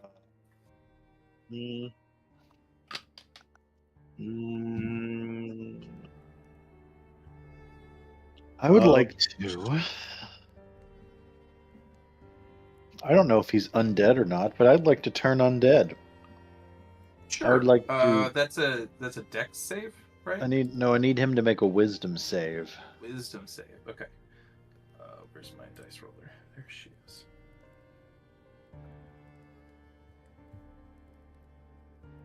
That's gonna be a 29. I'm sorry. Did you say 29? I did say 29. Does that Ah. matter? Well, unfortunately, that fails. Oh, it fails. Okay. He turns around. Yeah, no, he succeeds by more than double. Oh, fuck. Yeah, okay. All right, Gick, you got anything? Or are you prepared to accept that? I'm looking through, man. I'm looking through what I got here. Looking too good. Hey, Caleb. Yeah. When we said we wanted a challenge, we didn't mean facing a god at level 3. Hey, Austin, when you said you were gonna have a kid, this is when it starts getting... No, I'm kidding. It ends here, TPK, you know. Yeah. Thanks for playing. Yeah, that's scary. Everybody roll me 5d6s. Drop the highest and lowest. Now do it again. Gick, you got anything? No. Yeah, no. Yeah. I mean, I can try Eldritch Blast, but fuck it, you know? Yeah, why not? You know, if you want. Yeah. Let's do it. Why not? Yeah. Let's see what we're rolling with. Hey! That's a natural 25? 20. That hits? Holy shit. Yeah. Okay, I mean, his AC is 25. So, roll me your, oh, this is appropriate. Roll me a Double damage. Roll me your damage, your crit damage. So double dice plus the modifier once. Okay. 14. 14 damage. Okay. What? Why is Aaron texting me? Okay. If Aaron, if you're watching our D&D session, that was not me not being excited to text me. It's just weird. Out of nowhere. Aaron? Aaron Arnold. Oh. Not your sister. She would never text me. Austin. No, I know. I Okay. know more than one Aaron. More than 2 Aarons. Yeah. I only know 2. Okay, so you do how much damage? 15? 14. 14. Okay. So where do you aim? Do you care? Straight for the head. Straight ahead. Okay. I love that. McKinley just turned off my lights. Thanks.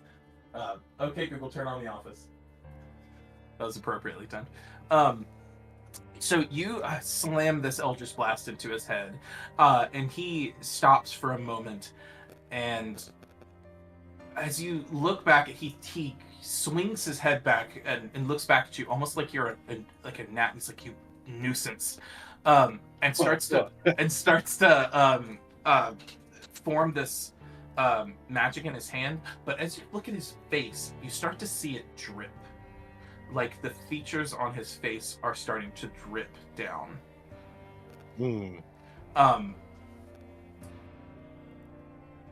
As you do this, and he finishes whatever magic preparation, he says, a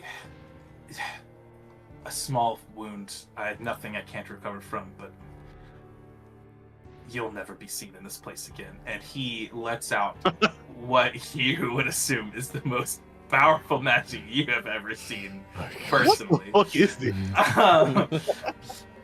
The magic of the man's hand erupts towards you, and there's no dodging it. A dark light fills the room, and it blinds you, but right as this darkness hits, suddenly a true light envelops you. The door behind you flies open, and you're enveloped in this magical barrier that this magical blast slams into. You're blinded for just a moment, but as you regain your sight,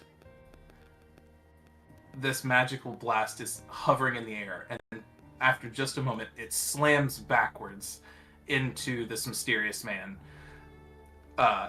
directly into him, and knocks him against the wall, knocking over the portrait on the floor. Behind you, you hear footsteps rushing up to you through this door, and you turn around and see dozens of holy guards starting to make a formation around you. Everybody give me a history check. Aaron, don't do it with advantage because you're a History. churchy church boy. History with advantage. 5. 19. 19. Perfect. That's exactly what I expected here. Arendelle, you'd see approaching in a red coat, walking quickly but with command as part of these holy knights. You'd recognize the Vicar Lucian Arvist rushing in the room, and he's got his hand out, and you would assume that this magical barrier has been erected by him around you. The strange man across the room rises from the floor slowly, laughing, just like a maniac. As he rises, you see more ichor start to drip from his body and drip from his arms and his hands. But as you look at his face, you see all of his facial features dripped away until his face is left completely blank, with no eyes, no face. Nothing. As he looks over at you and the vicar and the holy knights, you see a crack form on this blank face. Think mannequin with no features. This crack opens and forms a smile, and then he speaks again. It seems I've outlived my welcome.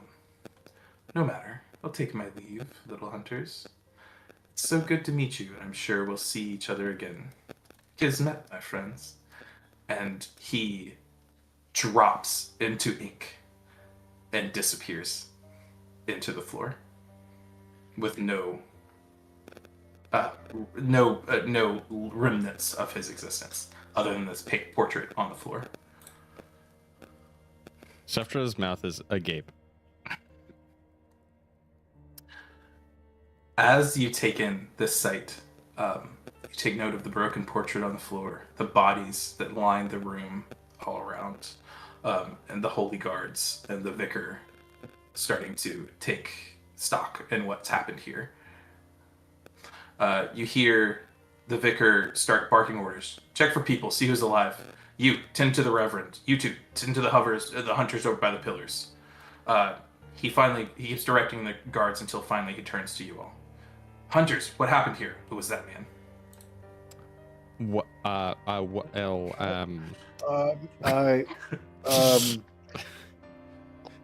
Hard to tell. We were just in Meridian. We got a bloody missive with the word help written on it. The Reverend Cassian said that his brother might be in trouble and sent us here. We arrived, there's all these... The place was overrun with these tiny little ink monsters. We did our best. We tried to get out, and all the doors were locked. What happened to the ink monsters? Where are they? They all became the man, it really seemed like. They all came into this room. We followed after them, and the last one, it seemed, was absorbed into him and became him. Interesting. Okay. He said that he was trapped in this portrait for centuries. When you say that, he looks... give me an insight check. Give me an insight check. All of you can give me an insight check. Ooh, 24. 24. 2. Great. This is weird for me. I'm usually terrible at insight. I dump wisdom normally. 7. Okay. Gik and Seftra especially, you're still trying to come to terms with the fact that you almost just got blasted off the fucking plane of Ennea. But Arendelle, you're pretty familiar with the church. You know how to step in line pretty quickly, especially when the vicar's around. So you keep your composure. You notice when you say something about him being trapped in the portrait, the vicar for just a moment flickers his eyes to the portrait, has this look of worry, and then it immediately disappears. He does not want to give away that this is a concern, or as if he knows anything about this. you wouldn't know what he knows about it, but this has definitely triggered something from him. As you're talking to him more and telling him more of this, a guard approaches and tells the vicar, "Sir, unfortunately, everyone's dead. The Reverend and the male hunter against the pillar have expired, and the rest of there's no survivors. That being said, there is one. The other hunter, the woman, is passed out, but we were able to stabilize her. We've searched the church. There's no ichor to be found here. It is secure for the moment. We probably don't want to stay for too long unless you're confident we can keep this secure." The vicar turns back to you all and says, "All right, it seems this is under control, but I still don't know what's going on, and you seem to not really either. I'm glad you're safe, and that we arrived in time to block whatever magic that monster was throwing at you." He looks over at El Rey in the corner, still unconscious, but not. But she's been set up and is being cared for by guards and a healer. You said she was in the room when you arrived? Yes, that's correct. Yep.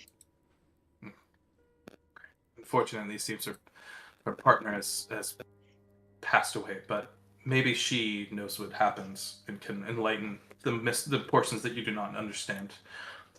If she asks, can you tell her that we were researchers? It's very important. It's a bit of a joke that we have going with it. You don't mind. Hunter, what's your name? Seftra. Seftra. Listen, I know this has been a tough day for everyone. Yeah, I'm a little shell-shocked to say the least. Yeah, it's been a rough one, mate. I appreciate the attempt at humor in a dowry time, but dowry is a very different thing. I'm not getting married. No. Yes. I think maybe we should leave the jokes out until we've cleaned up some of this tragedy. Right. Yes. Vicar, but before you leave, may I speak to you alone? Sure. I didn't make a token for the vicar. I'm so sorry, everybody. It's okay. I'd like to. Yeah, we can just kind of move. It's fine. I'm prepared. I'm gonna move dead bodies so that you can see who's dead. Yeah. So the vicar allows you to walk back towards this. Because, my child, what can I do for you? Vicar, you may not know me, and that's fine. I'm just a lowly hunter. You're making my way in the church, but I've spent my entire life in service to the church, and all that it is founded upon, and all that it stands for. And I've never read about or heard about anything as powerful as what we just faced. We all took a swing at him with all our might, and things that should have hit him didn't, and things that did hit him seemed to just glance off as if it never happened. I am confused and worried and anxious in a way that I've never been in my life in service of this church. And I pray that we find the answers, but I just need you to know that, so that when you or whoever else is going looking, that you know that this is a very serious threat. The vicar listens and takes a moment and says, Hunter, what's your name? My name is Arendelle. I come from a place that I created in my head, a month ago that I can't remember. Time to pull out the trusty map. Yep, I'm from Campania. Campania. Alright. My name is Arendelle. I come from Campania. I'm so happy I made that into a Thank you fucking so travel much. thing. Yeah.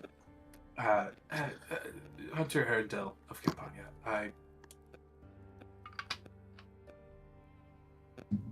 There are going to be things in this world that are unknown. That is the nature of the darkness and the shadows. But fear not. We will overcome these trials and these tribulations. And he puts a hand on your shoulder. What you've seen today is just a portion, unfortunately, of what we do not know. But we will have answers, and we will find a way to keep everyone safe. Yes, that is the mission of the church, and that is the mission of the hunters. That is my promise.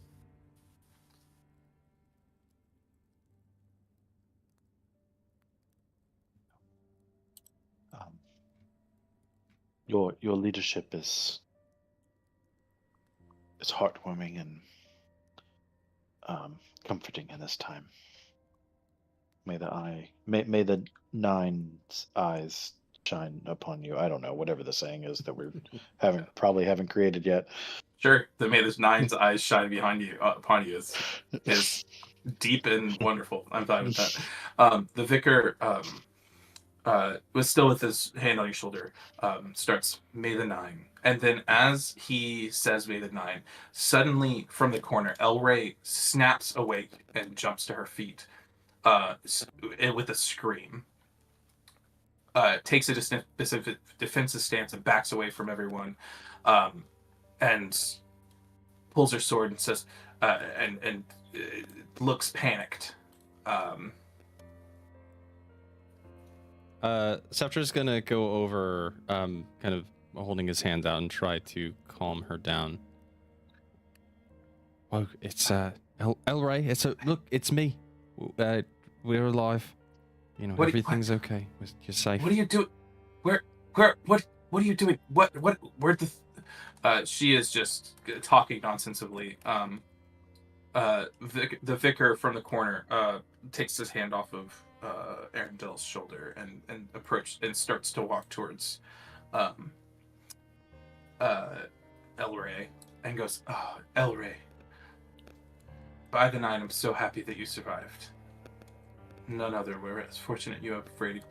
Please, can you shed some light on what transpired here?" As he says the line, "None other has survived," you see Elray look down at her, at Volray, and she says, Volray, what, my brother, what happened?"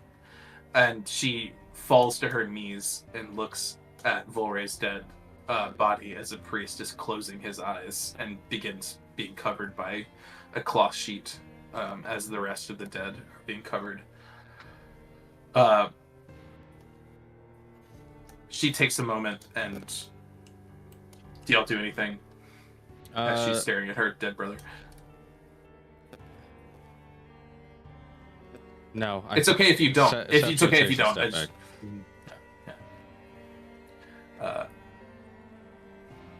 She, after a moment, steels herself, stands up, and looks at the vicar and goes, "Vicar, I don't have many answers. I'm sorry. We were headed out of the church, preparing to go on our mission using the teleportation circle, when Karis, oh my God, Karis, her voice breaks as she says, "Oh my God, Karis," and she, for another moment, pauses, and then she continues, "Karis is attacked and cut down by some unformed ink ichor monster. As we turned to see what happened, it was too late. We looked back towards the altar and the rest of the church, and suddenly the whole church was flooded with this ichor, and these monsters were everywhere, cutting everyone down. It was a massacre." The vicar steps towards El Rey and puts a hand on her shoulder and says, "I'm so sorry about Karis and about your brother. I'm sure they were wonderful hunters." He pauses for a moment and then says, "What of the man? What was he?" She continues, "I don't know what the hell he was. He appeared out of nowhere holding that painting. As we rushed back to protect the Reverend, he was standing in the center, and the ooze just poured out of the frame. We tried to stop him, but we weren't strong enough." Is the frame still on the floor? Frame is broken on the floor and blank. It is literally white like this, but broken. Let's see.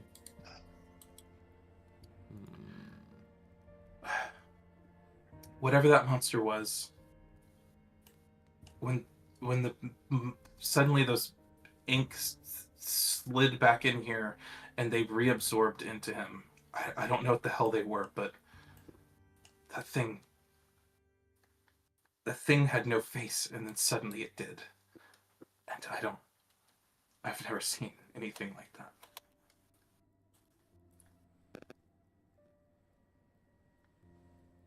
The vicar pulls a hand off of her shoulder.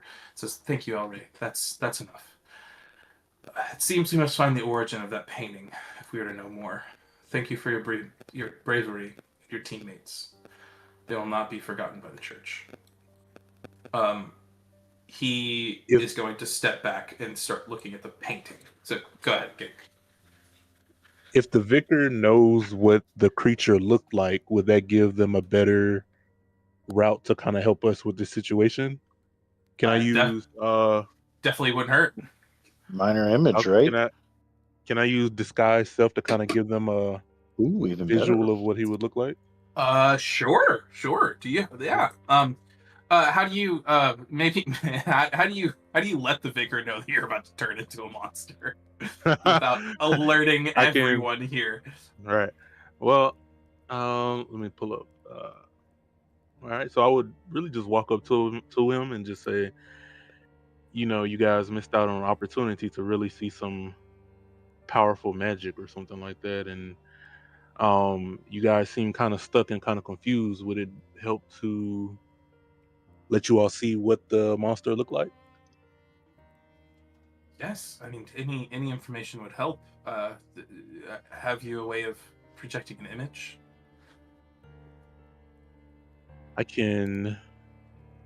Where is it? I can shape change, so I can show you really what the creature looked like. So I'm going to need you to stand back and not get freaked out. Absolutely. And he takes a step back. Takes a step back, makes the shapeshift, and shows them all what they look. I'm assuming I can't do the whole goo thing, so I guess just his body.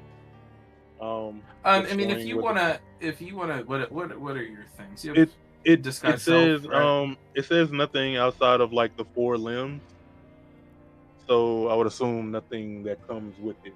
Okay, like yeah. Using goo, so that's fine. Yeah, I'm fine. That's fine. He sees you turn into this.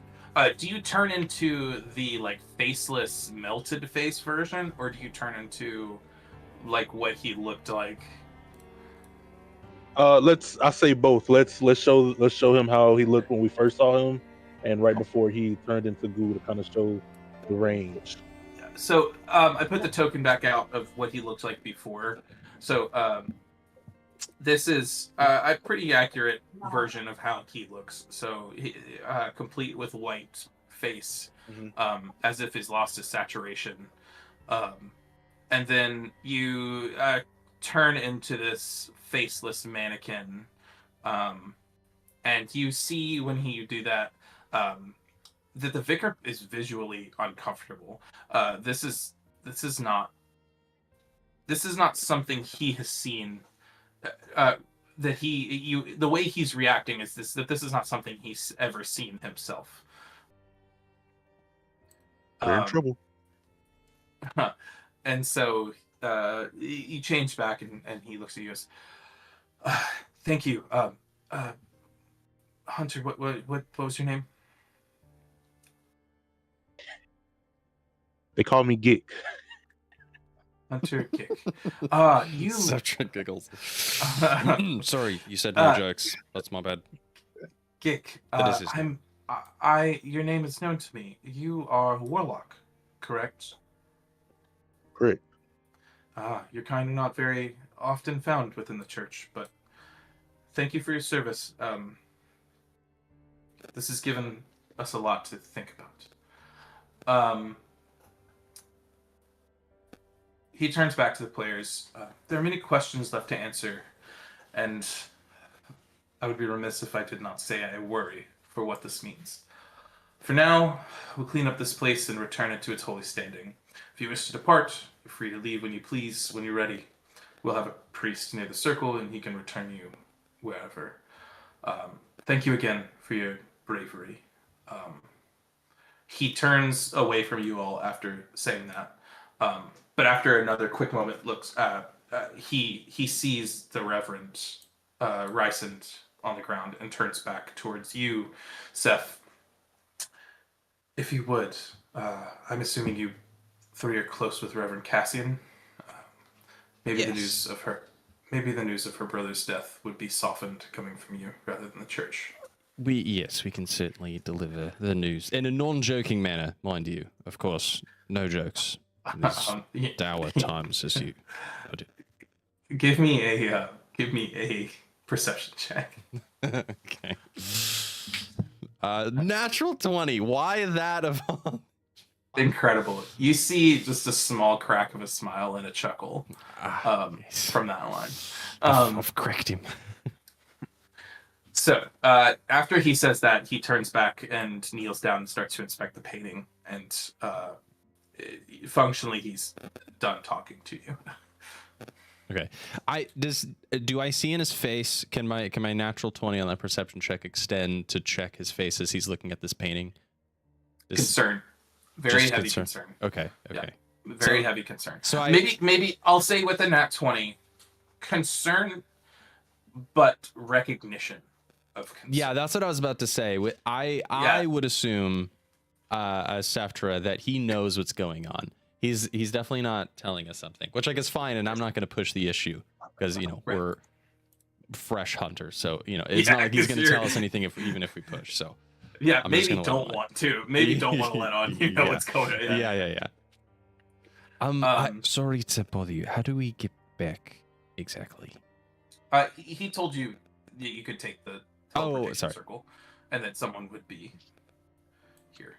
Oh, I did. Yeah, I did hear that. All right. Well, Seftra is just going to, he's going to look at El Rey, and kind of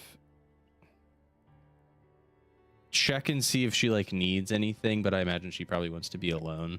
So I'm just going to intuit that and walk back to the Yeah, teleportation. she is leaned down, looking at her brother. Yeah, she dead probably body. doesn't want to be consoled right now. Just get a piece out. Gick and Arendelle, do y'all follow Seth? Yes.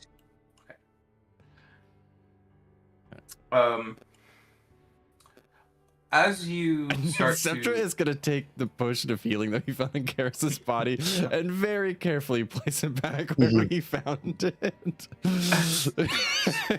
roll me a luck check. A luck check. Oh my god. Roll me a luck Okay, check. okay. All right. Dice, don't fail me now. You need above a 10. I will say below a 10, something offensive happens. A 6.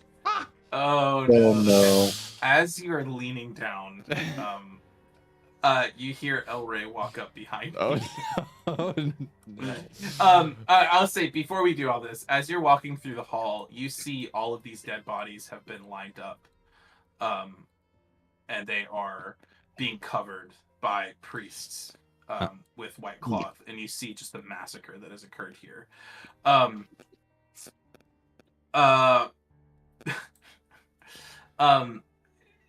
As you approach Karis, or as you approach the circle, you see one of the priests is about to grab Karis, and that's when you stick this in his pocket. But as you do so, El Rey walks up behind you. Do you want to try to pretend that's not what you're doing, or do you? Shit. Hang on. Can I go? Let me see if I can go into a rage to enhance my deception. Let me check. If primal knowledge can affect that. Let's see. No. So what I'm going to do is I'm going to take this potion of healing that I have in my hand that I am reaching out towards Karis's body. I am going to set it down next to him. I'm assuming I sense Elray walking. Yeah, I mean, you'd hear the steps coming up. I'm gonna set it down next to his dead body and say, it's a tradition that my father taught me. Just out of respect for our fallen hunters. She walks up, and as she sees you do this, she kind of stops and just accepts that as an answer. She's not going to try to. It's not in the emotional state to think that hard about this.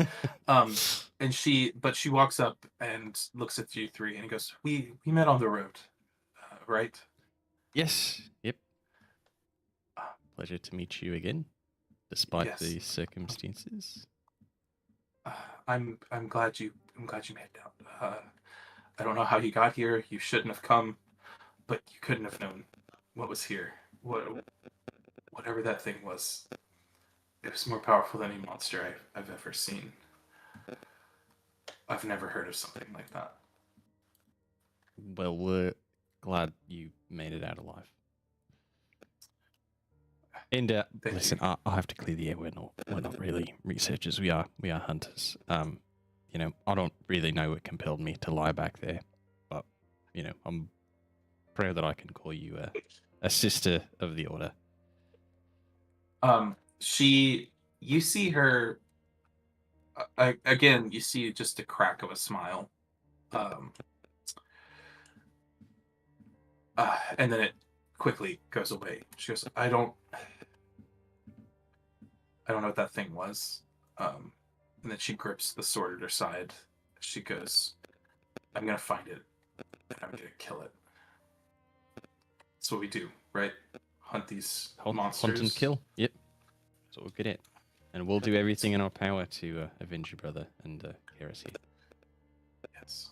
It's going to pay for what it did, for killing my brother and for killing Karis.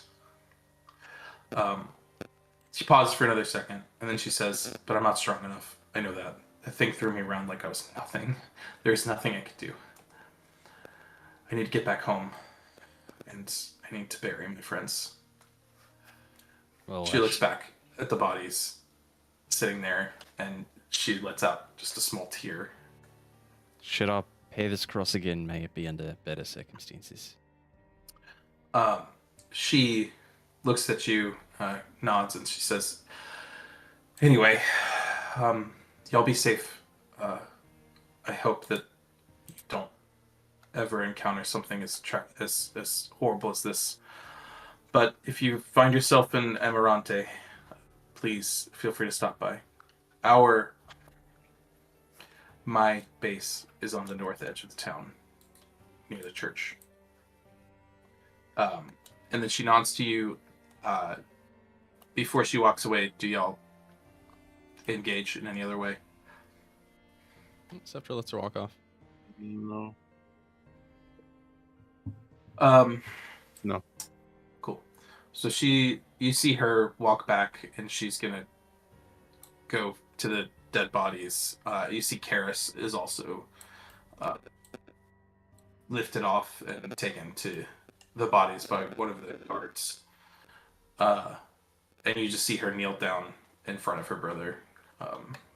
And it looks like she's in prayer. But all right, I think we gotta get out of here. It's getting a little stiff. Yeah. Okay. So the priest. Oh, how did I unlock that? Whoa! How did I do that? Shit. Okay. The world shakes, boys. The priest is standing by the circle, and he says, I can take you wherever you'd like to go. The vicar said probably back to Meridian Church. Is that... Well, yeah.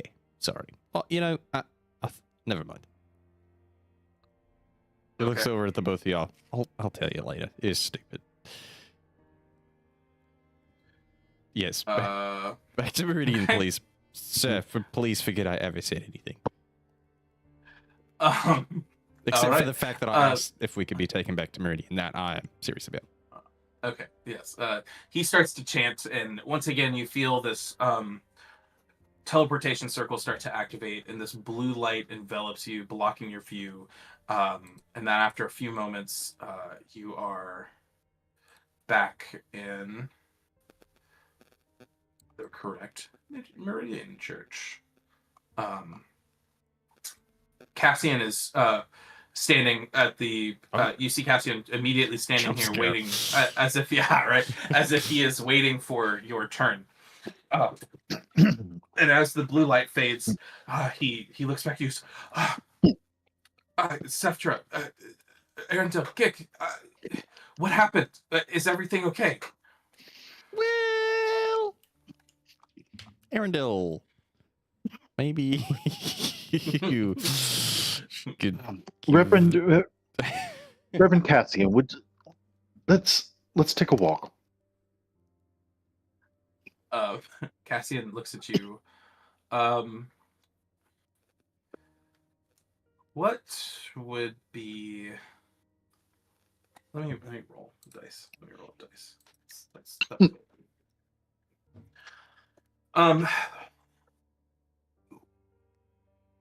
Arendelle, what would you say your face shows with a 15 insight check? Oh, sorrow. Okay. Cassian looks at you, and hears you say, "Let's take a walk," and falls to his knees. He goes, "What happened?"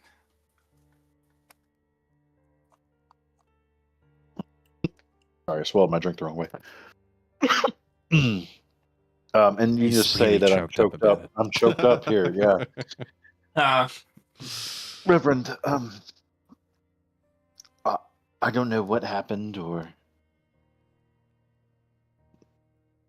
I don't know what happened before we got there.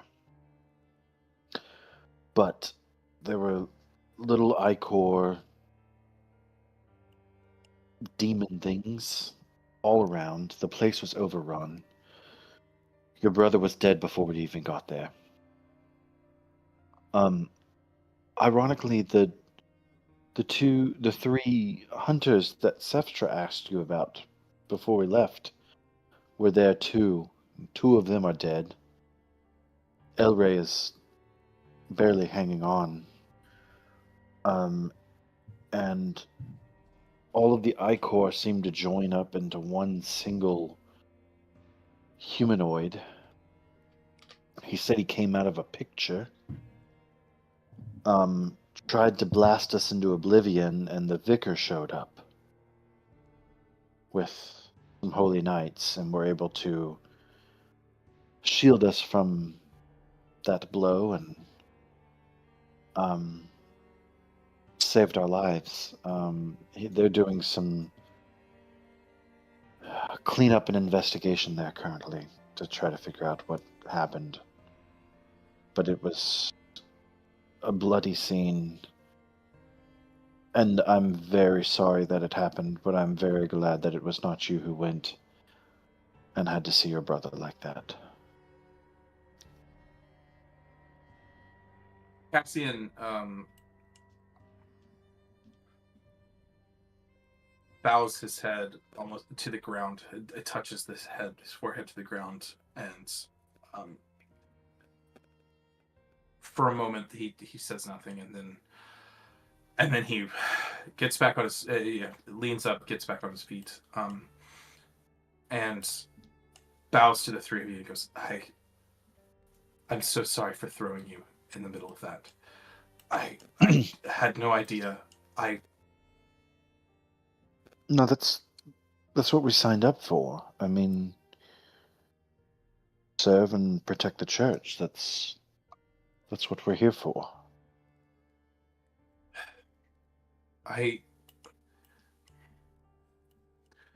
We became reverends. We knew that this was dangerous life. My brother knew what he signed up for.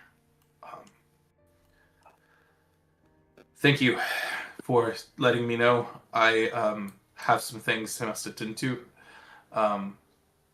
And she bows to you. Each of you directly bows to Arendelle, then to Septra, and then to Gik, and then goes, I must away. Please,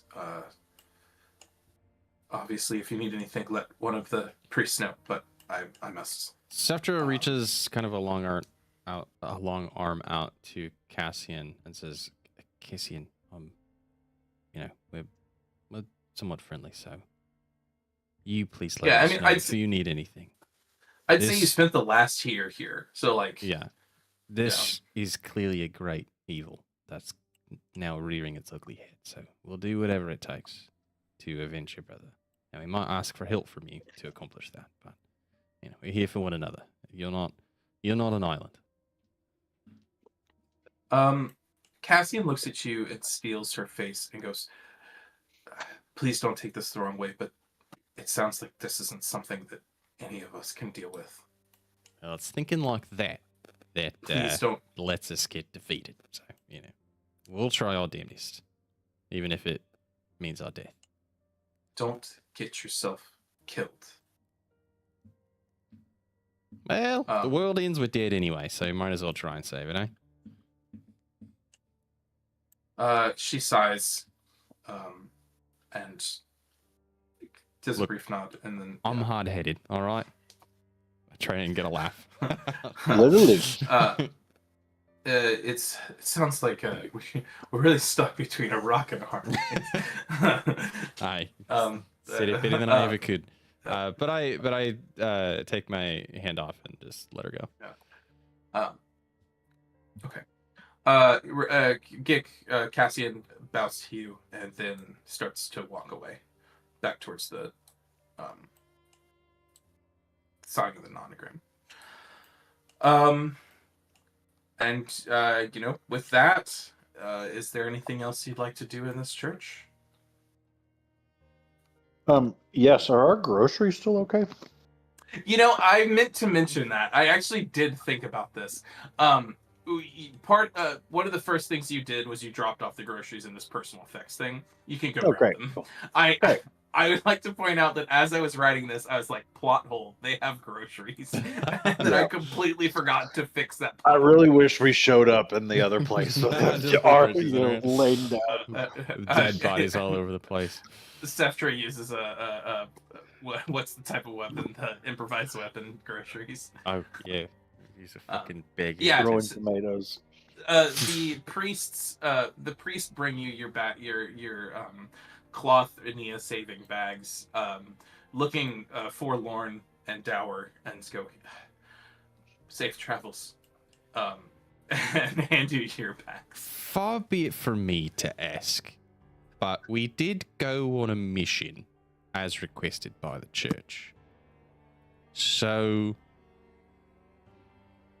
they walk away. Shit. The attendant to the table says, if it's all the same to you,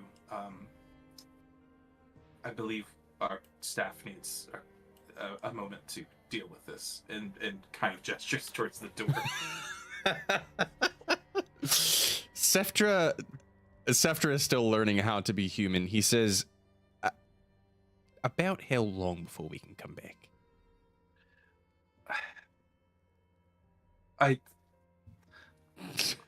don't know how to answer this question, Seth. Okay, sorry. The church is in mourning. Clearly this priest is just like, why are you asking these things? Sorry. Still learning. The priest kind of makes a side glance to Gik and Arendelle, like, please solve this problem.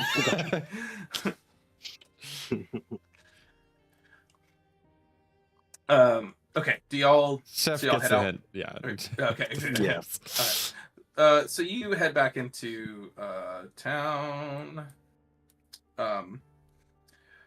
Okay. That's all of your markers. You head back into town. Give me a. Everybody, give me a. I don't know, history or insight. Both of those. One of those, Insight whichever for is me better. would be better. Yeah. Oh, not Boy. great. A 9. A 4. Ooh, much better. 21. 21. What was yours, Del? Oh, 9. 9. Okay. The events of today has been pretty extreme, so no one faults you for forgetting this. But it crosses your mind as you're about to pass the market and apothecary again. Nobody grabbed batteries for Barnabot. Oh, as I was reading the thing, I was like, oh, I need to write that down. Would we? Is there a place to Yeah, buy like where would those batteries? even? I mean, come at from? this point, arcane batteries are pretty common. Like, Hmm. so you could get them from the market or the Any apothecary. haberdashery. Yeah. Hell, you can get them from the tavern. No, I'm just kidding.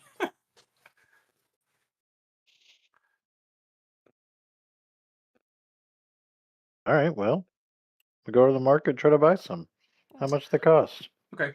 You walk into the market, and are you all going in? Who's going into the market?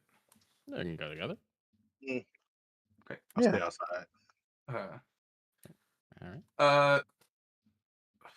cool. As you open the door, Arendelle and Seth, the the market looks rather busy. Like people are the time of day. You would know that this is kind of the time of day after work. Everybody's getting their grocery shopping done. So as you open the door, quite a few people pile out. Um, as you run in, you quickly identify where these arcane batteries are. You've been here for a year. You're pretty good at shopping at this market at this point. They're 50 silver each. Oh, so 5 gold? Wait, I did that backwards. They're 5 silver each. Sorry, half a gold. Oh, wow. Half a gold. I mean, Half gold. how much Yeah. would be like normal? I mean, if these are common enough, I mean, we would have a good sense of how much like it would require. Like what would be a reasonable amount? Like I know I only need 1 gallon of milk when I go to the grocery store, but how many Right, arcane okay, batteries? Give me an Arcana check, and you can do it with advantage. Seth. Fucking luck check then. A 9. Go me. With advantage? Damn. Yeah. An Arcana check? I have a +0. Oh, you have a +0. Okay. It's an And intelligence roll, Arendelle, so. what's yours? Arcana, I've even worse. That's a 9 on the die, so that's an 8. A pack of 20 might really solve your problem. No, I'm just kidding. You would assume like a couple of these would get you by for a good amount of time. So if you wanted to get like 3 or 4. Do we need to buy them in pairs? Because we found 2, right? You wouldn't necessarily think so. They're sold in singles.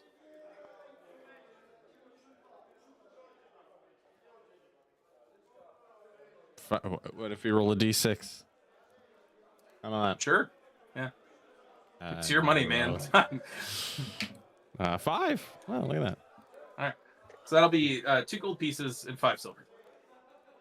I have the 5 silver. I'll do the 2 gold pieces. Okay. So you take it to the market.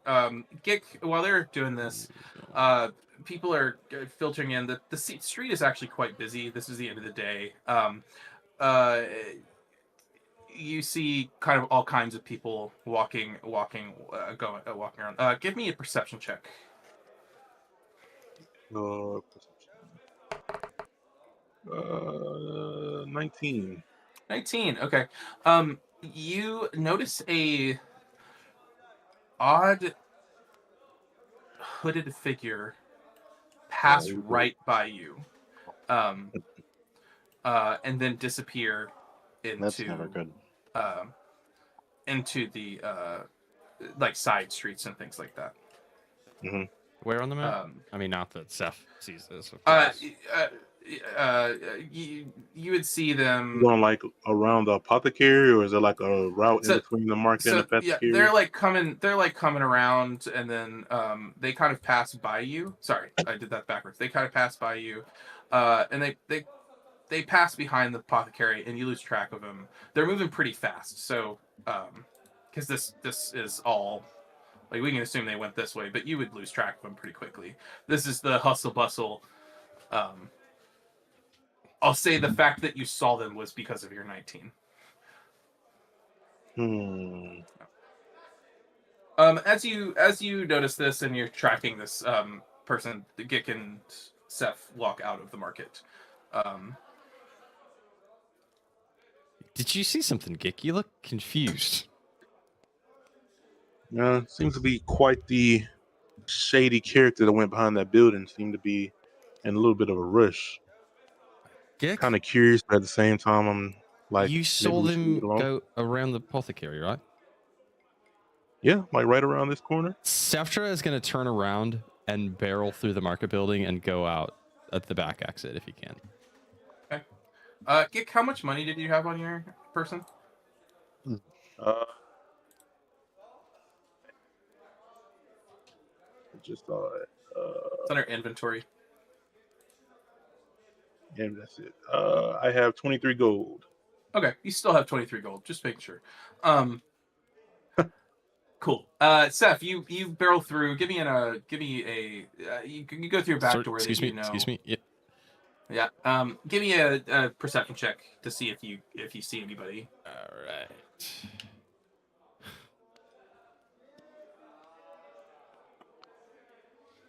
That's a 4 total. If it matters. It doesn't. Now my passive perception is 13. You didn't. But when you were actively looking, you didn't passively Yeah. see him either. Yeah. Cool. Anything from Arendelle or Gick? Oh, no. I think I'll run around the building to kind of keep up with. yeah, not seeing them. I'm gonna see if we can like pincer them. Okay. Gick, give me a perception check again. Perception. And I'll say do it with advantage because you've seen what this cloaked figure looks like. Okay.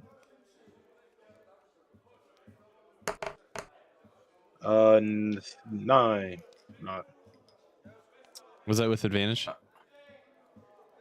How Sorry, you do with that? I only saw the one. Just roll it again. Yeah. That better. 10. 10. Okay. You don't see this mass figure. Gotcha. I'll say you. At this point, she was moving pretty quick. She's probably disappeared at this point. Arendelle, anything on your part? No. Not much I can do. I will Okay. pencil that in for later, maybe. So as you're doing this and looking around, you notice that it's starting to get close to dark. And you would know that you probably don't want to be on the road when it's actually dark. So if you're going to leave, now's about the time to do so. Could we stay in town? Is there any reason for us to do that? There is an inn right there, huh? Mm-hmm. To be clear, you definitely have enough time to get home. That's not me saying Okay. you're gonna get stuck. Okay. You're not gonna get stuck. Like you know, you have right. enough time to get home, but you should probably get moving if you're gonna do. And we paid for that round trip anyway, right? You did, For one yes, gold. yeah. Oh, So, okay. yeah. Great. So you'd exit on the bottom of the map, and you'd find the carriages, and your carriage has been waiting for you. You basically have a 24-hour like safety net. Is what you pay All for. for 1 gold. Wow, that's incredible. Yeah. That's pretty expensive actually. But anyway, yeah. So you guys grab on your carriage. The carriage ride home is uneventful. Is there any kind of conversation between you all, or do you ride in silence? I guess I really just want to know what that painting thing was about, and that's not something we're going to get an answer on anytime soon. So maybe there's no point in pontificating on it. Well, But I I mean, do. sorry, Gary. No, sorry. I'm just trying to think through it as well here. I've spent my entire life in service of the church, and I within my first day on the job as a hunter, I'm so many more questions than I don't know that the church can give me.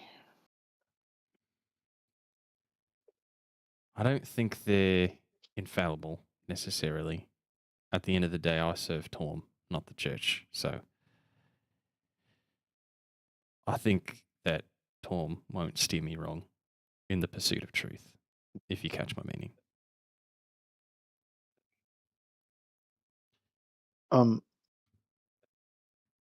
Look, guys, I've spent all of my life studying, and I think there's a lot of answers out there.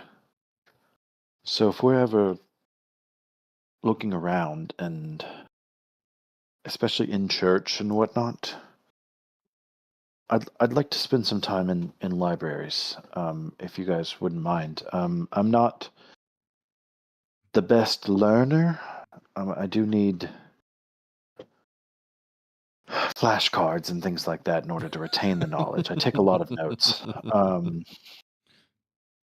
So any help I can get is much appreciated. But I think there's a lot of Well, I can make flashcards for you. a lot we're not being told. Yeah, I agree. Something on the face of the vicar. It was just for a flash, but it was a flash of recognition when we spoke about the mysterious man and the portrait. Yes, that doesn't quite sit right with me. And the mysterious man did say that he was trapped, and I can only imagine that means by the church. Now, it is the church's job to quell evil at Of the end of the course. day, so I can't say I'm surprised. He tried to kill us. No, site, yeah, so- for sure. I want him trapped in a portrait versus not, but I just don't know why they would try to hide that from us. Yes. There's some dark secret I can't help but feel like that man in the portrait is about to Yes. shout out to the world. I would agree. Gick, do you have any thoughts on what happened today, or Really having more of an inner dialogue with myself, kind of thinking. I Yeah. think I have my notebook out too. I'm kind of sketching the guy who I saw or who we battled and encountered. I'm kind of keeping that in my back pocket for any later references. But I'm really just thinking of like, where is this guy? Where did he come from? Was he a prisoner by the church, or is the church really the bad guys? Are we the bad guys? Are we the baddies? I'm asking Are we myself the those bad guys, questions. We can't be. We can't be. Are we like some religious cult bounty hunters or something? Look, I refuse to believe that. There's no way that could be true for me. Yeah, I fight for Tom, so whatever his will is what I'll follow. Well, looks like we're almost home, and I am going to cook you guys a nice meal. All right. Oh, I know you're I'm very hungry. excited about Yeah, yeah. Hopefully, I won't burn it this time. that. How does Yeah. lentils and entrails sound? That's what humans like, Oh. right? Oh, No, your faces are saying no. No. All right, I'll cook up something else. I mean, technically yes, but I think we worded better. I see. Oh wait, I'm a warlock. Never mind.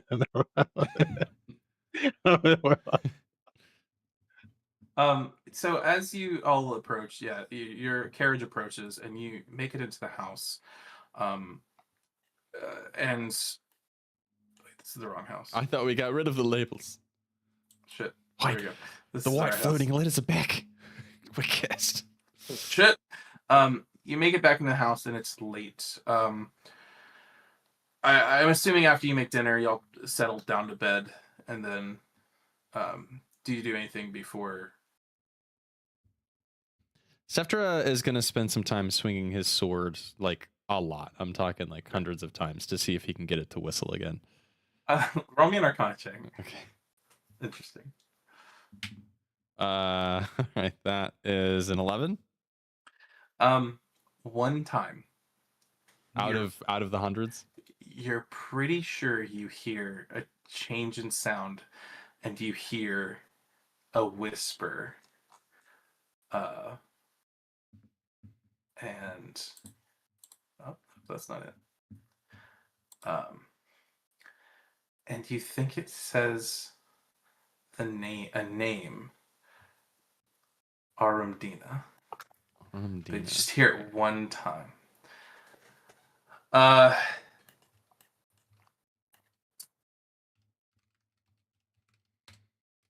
Gick, do you as you settle into bed, do you do anything before you settle into bed? Maybe better question. Yeah, I think where is it? I think I'm gonna spend a little time in the library and I'm gonna kind of harp on that image I drew and see are there any references to this weirded figure or anything in any of these books or anything. Okay, give me a history check. History.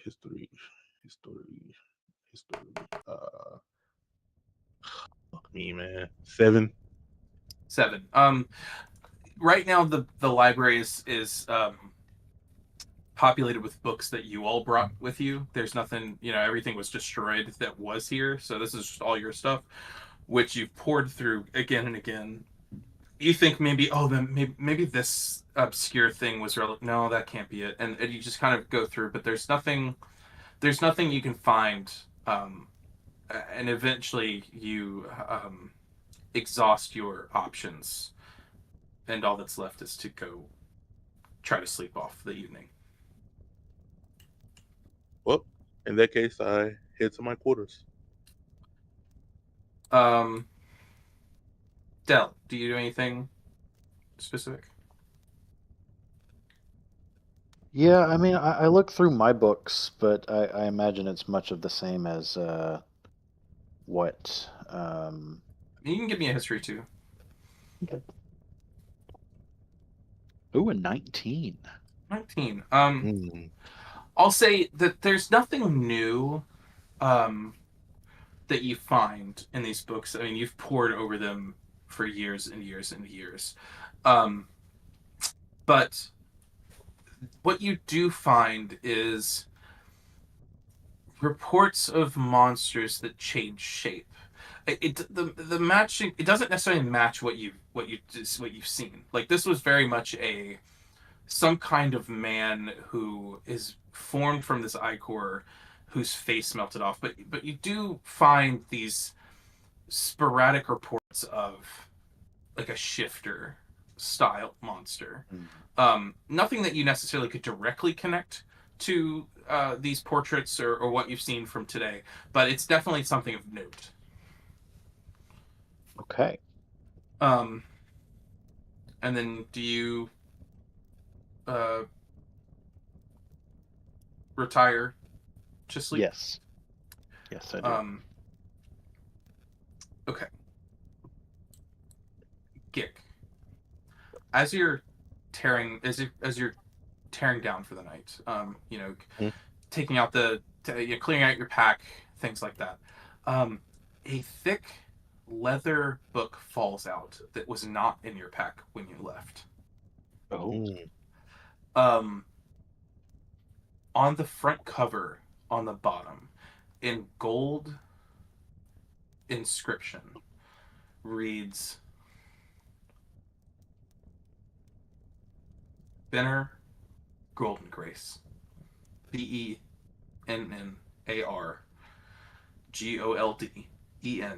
GOLDENGRACE. As if it is the inscription of who owned this book. Say the name one more time. Chat, you might cut out a little bit. Benner Golden Grace. There. That's the name. Benner Golden. Okay, cool. Yes. So I'll leave you with that. Seth, as you finish your hundreds of swipes, you find yourself needing to rest for a moment and sit and Definitely space out. Yeah, space out. I don't sleep. I just, eyes go on, focused in the middle distance. Give me another wisdom save. Kind of want to fail this one. Maybe. That's an 11. Okay. Suddenly, your vision's transported back to this dark plane of mist, and you see this same vision of a figure on a throne, this woman sitting casually on this throne, and you see this other figure approaching it. But the vision doesn't flash as fast as it did this time. You can't hear anything. You're noticeably silent. This is a silent viewing for you. Do you try to do anything? If I'm sitting, I want to try and stand up, but if I'm standing, I want to. You're standing in the vision. Okay, then I want to try and take a step. I don't want to necessarily interrupt what's going on. I just want to see is this a place I am physically present in? You take a step forward in this void of sound and vision, and a hand suddenly touches your arm, and as you look over, a woman,